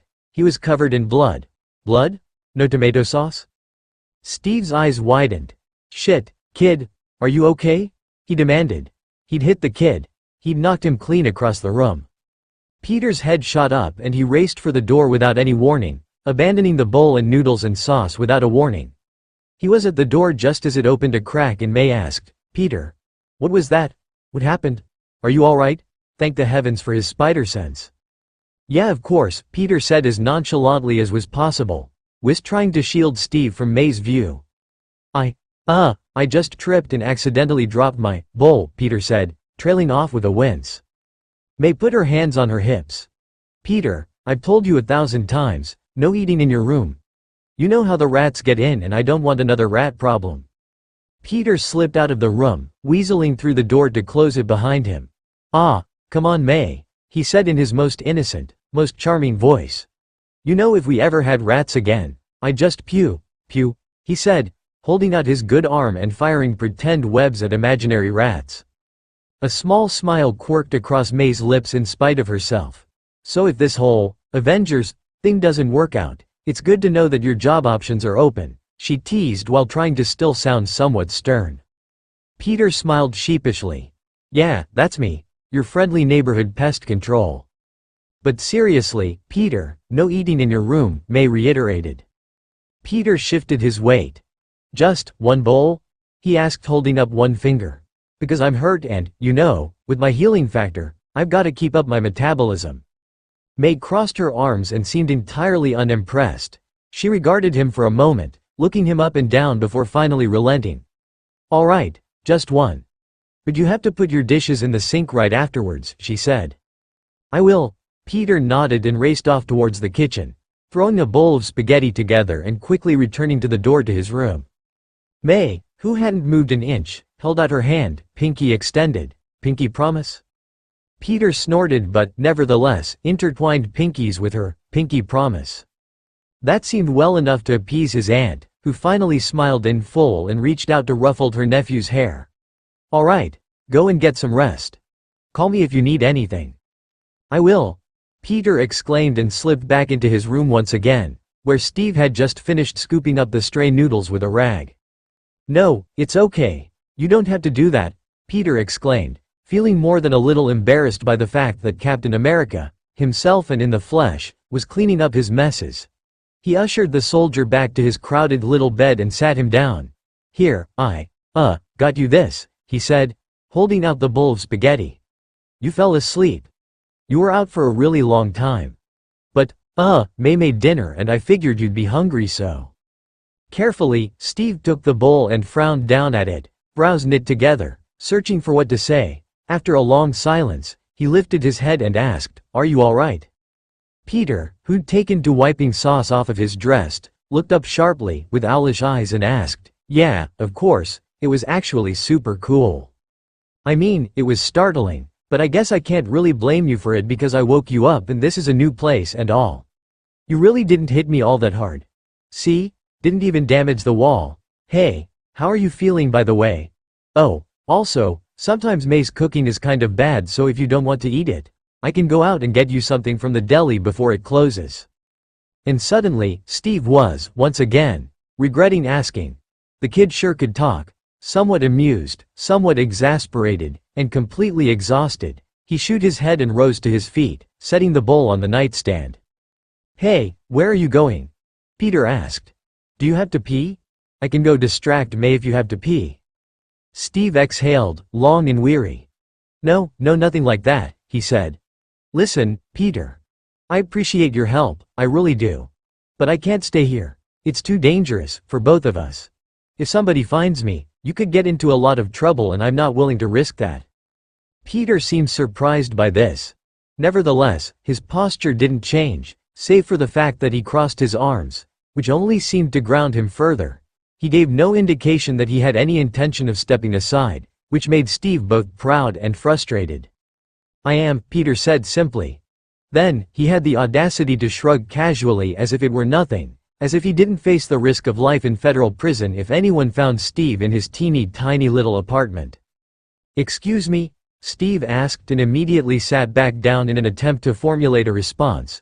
He was so completely blown over by the kid's nerve. Peter exhaled, thought for a moment, then merely shook his head. Look, Mr. Captain Rogers, sir, he began, which promptly earned him an unamused glance from the aforementioned hero. Sorry, Steve, Peter corrected, though he disliked how the word felt on his tongue. The man was Captain America, defender of patriotism and liberty in America and freedom. The dude started off his career by punching Hitler in the face over and over and over. How much cooler could you get? It felt wrong to relegate him to something as informal as a first name. It's just, after 2 words, Peter was already at a loss for what to say. Steve watched as his face scrunched up, lips flattening out, brows knitting together, cheeks twisting up towards his eyes, and he was unsure what emotion the kid was feeling. It wasn't shame or embarrassment, it was something deeper, something that obviously tugged at the very root of the kid. Where will you go? Peter asked at last. It was strange, really, to see an expression of such deep concern on as an expression Steve had seen many times before on his mother's face as she hovered over him, dealing with the latest bout of influenza threatening to steal her child away from her. He'd seen it on Pepper many times during difficult nights when Tony seemed entirely convinced that his liver was the root of all evil and the only solution was to drink until it stopped functioning. He'd even seen it on Natasha once during a quiet moment after a stupid mistake landed Clint in a coma for 3 days. It struck Steve as strange that a kid so young would wear an expression so ancient on behalf of a man he hardly knew outside of press coverage. It struck him so hard that he couldn't find the right words to articulate a proper response. His hazel eyes fell, landing on his hands and studying them as if the universe had knit the answer into his DNA, and if he only searched hard enough, he might be able to find it. Slowly, he lifted his head and dragged the beginning of a response from somewhere buried inside of him. "Queens, listen." "No, it's just," Peter sucked in a sharp breath, and rolled his head across his shoulders. Brown, wavy hair, must from a day spent laying around in bed. Those are the sorts of things kids his age out to be doing. Not swinging around town desperately trying to provide some semblance of kindness to a world starved of mercy. Kids were meant to be selfish, weren't they? Shrouded his heads as he brought his head back around and tucked his chin against his chest. "When I was a really little kid, I remember my dad got this infection in his leg once. It was big and nasty and it got all swollen and it smelled gross, and his whole leg was huge. I mean, it looked like something you'd see at a freak show." Steve quirked an eyebrow, both unsure of the relevance of the story, and somewhat taken aback by how freely the kid was able to talk about his deceased parents. There was a twinge of entirely unnecessary pride that bubbled up in Steve's chest. Damn it, it was easy to see why Tony got so attached. The past didn't hold the kid down. It was the sort of strength of character that Steve himself, admittedly, lacked. The ability to move on with one's life after a tragedy. Peter flapped his hands wildly, as if trying to rein himself back in. The gesture served to shake Steve from his thoughts as well. Any hoodles, yikes, that was weird. I didn't say that. Pretend I didn't say that. But that's not the point. See, he got really sick. I mean, he was throwing up and really tired and my mom had to bring him soup and stuff and it just kept getting worse and, listen, I know you're a super soldier and everything, but I'm thinking your leg might be infected with something. Steve stared at him for a moment, head cocked backwards, before his composure dissolved and he laughed out loud. Peter, obviously irritated, put his good hand on his hip and scowled. "Hey, what was that for? I'm being serious." Roger's laughter didn't last long. The aching in his ribs and chest prompted him, almost immediately, to stop with the shenanigans. "Damn it, we're trying to heal." "No, I know you are. It was just a very roundabout way to get to your point. You should have started with that." Peter stepped backwards and examined Steve warily. "Yeah, well, I didn't think you'd believe me," he exclaimed, his voice raising an octave. Looking unsure as to whether he wanted to feel hurt or offended or embarrassed or some combination of the three, Peter shifted weight and shook his messy hair out of his face, discarding any ill emotion along with it. "Look, all I'm saying is that you seem really sick. Hey, don't think this is weird, because I swear it's not weird. I was just curious, but I've done a lot of research into your serum and stuff, your reports and things. Reports on the serum, not on you, not to be weird or anything. But I thought the serum was supposed to work better than that." Steve barked out another laugh, good hand flying to his protesting ribs. Damn it, he couldn't help it. "Ouch, kid. Sorry, I didn't mean to disappoint," he began, and Peter's eyes widened just a hair. "No, I mean, not that it's disappointing or anything, it's just that." But Steve, feeling somewhat childish, couldn't seem to resist having a dig at the young superhero and butted in, grinning slyly. "And I'm flattered to know that you stalk me on the internet." Peter's eyes widened once again, his whole face flushing beet red. "I don't stalk you, come on, man, I never said that," he exclaimed, relaxing when he realized that the superhero was only joking. "Is that how Tony found out about you?" Steve continued to press, unable to resist the temptation of a little harmless fun at the expense of the kid. "You bombarded him with DMs until he finally couldn't ignore you?" Now it was Peter's turn to find himself taken aback. His face, the perfect picture of shock and mock horror, dissolved into an amused snort. "Did you just say DMs?" he asked, and Steve's mirth immediately evaporated into confusion. Yes, direct message. DMs. That's what people say, right? Steve was 94% certain he was right, but there was still a lingering 6% that just wanted to make sure. The soldier had learned, very early on after waking up from his brief nap in the ice, that catching up on slang would be critical to surviving in the modern world. This need first became apparent when, during a press conference and in response to a question about Tony's behavior, Steve simply quipped, "Whatever keeps him gay, happy," effectively hurtling the media into a panic. Steve then solidified his decision to catch up on new lingo after an incident in which Bruce asked if he was excited for the debriefing after a particularly disastrous mission, and Steve sarcastically responded, "Yeah, it sure does razz my berries," and was effectively tormented with it for the rest of the week when Tony caught wind of it. Peter grinned wickedly, then shrugged with one shoulder, sat back in the chair at his desk and said, "Yeah, it just surprised me is all. I just wasn't aware you knew how to operate a computer." He let the jabs sink in for a moment before looking up, anxiously and fully prepared to flounder in apologies if needs be, just to make sure Steve wasn't offended, but the man in question was merely shaking his head and trying in vain to suppress a smile. "Tony's having a bad effect on you, Queens," Steve said with a snort and a small smile, and Peter, relieved, happily returned it. The effect didn't last long, unfortunately. Peter's smile sagged away and that look of concern returned to his face. "Look, here's the thing. I really mean it. You're real sick, Mr. Steve." Peter wrinkled his nose. "Are you sure we can't just meet somewhere in the middle? How about just Captain?" Steve rolled his eyes. "Steve, kid," he affirmed. Peter opened his mouth and looked ready to protest but decided against it, realizing that he needed to focus on the argument at hand. "Look, I'm being serious. You're real sick. I mean, you were puking up your guts for, like, 15 whole minutes and then you were out like a light and none of your injuries are getting any better. That can't be right, can it?" Peter was talking rapidly, his good hand flapping around manically as he punctuated his words with various gestures. "I mean, you've got the serum and all, and, sure, maybe it's not as good as the crazy tabloids make it out to be, but even without the serum, your cuts and stuff should still scab, right?" Peter rose to his feet, pushing himself upright from the desk in agitation. He ran a hand through his hair and paced back and forth between the door and the desk. "Look, I know this is super weird, 'cause I'm just some kid who totally kicked your ass in Germany. I don't think," Steve began, but Peter merely flashed a cheeky, if not somewhat distracted, smile. "No, I'm only joking. Well, kind of. I did have your shield and everything and it was pretty badass." Peter: "Yeah, sorry. Anyways, I know it's weird 'cause I'm just some kid. And I don't want you to stay here either. Shit, I mean, I do. You're super cool, awesome that you're here in my house and everything, but you're sick and I'm not a doctor and I'm super unqualified for this, but here's the thing. Nobody else will take you, right? I mean, you're a war criminal. You can't just waltz into the nearest and ask for help, right? They'd arrest you, and I don't know if I think that's right." Another sharp breath. Peter slouched back down in his seat at the desk. I dunno who's right and who's wrong," he sounded almost defeated. "Confused at the very least, and rightly so. I don't even know what you guys were fighting about in Germany. Yeah, the Accords, but what even are those, right? I just tagged along because holy shit, Iron Man knocked on my door and asked me to go to Germany with him. How freaking cool is that?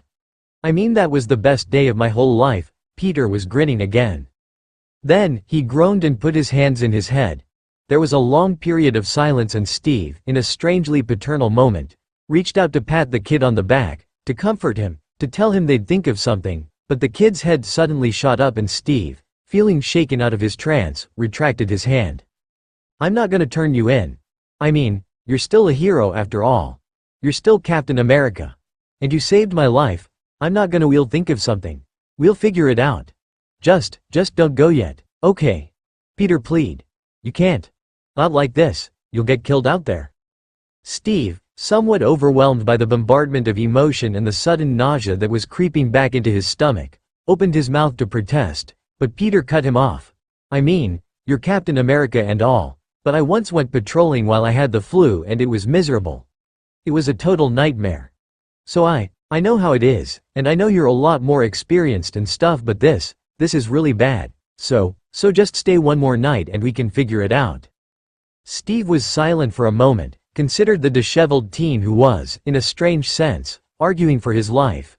It was an incredibly kind gesture, one that was rare in this world and made Steve feel strangely nostalgic. Some things never changed, he supposed. "You don't have to do this, Peter. You don't have to take on all this weight yourself." "Yeah, but I want to. I'm not just a kid, okay? What's there to be afraid of? The government? I'm not afraid of the government," he said, and almost made a joke about being good friends with the FBI agent who monitored his computer but ultimately rejected the idea. Now wasn't the time for jokes and memes. Steve chuckled. "You know, you remind me a lot of myself back when I was your age," he said, using that soft tone of voice that indicated he was joking. Peter, taking the message, rolled his eyes. "Physically you're like, what, late 20s, early 30s? You're like not even old enough to be my dad and you're talking like an old man." Once again, Steve tossed his head back and laughed. He really had to stop doing that, it was starting to hurt. "Hey, I'm old enough to be your great-grandfather. I demand some respect, young man." Peter smiled once again, but once again, it vanished quickly. "I meant it about staying. You're still a hero. If nothing else, you're still my hero. And if you got out there and died because nobody would help you, or because you were sick and got attacked and couldn't fight them back, it'd be my fault. Since I became Spider-Man, I haven't lost anybody yet, Captain Rogers. Please don't be the first person I lose." Steve didn't even have the energy to chastise Peter, again, for the name.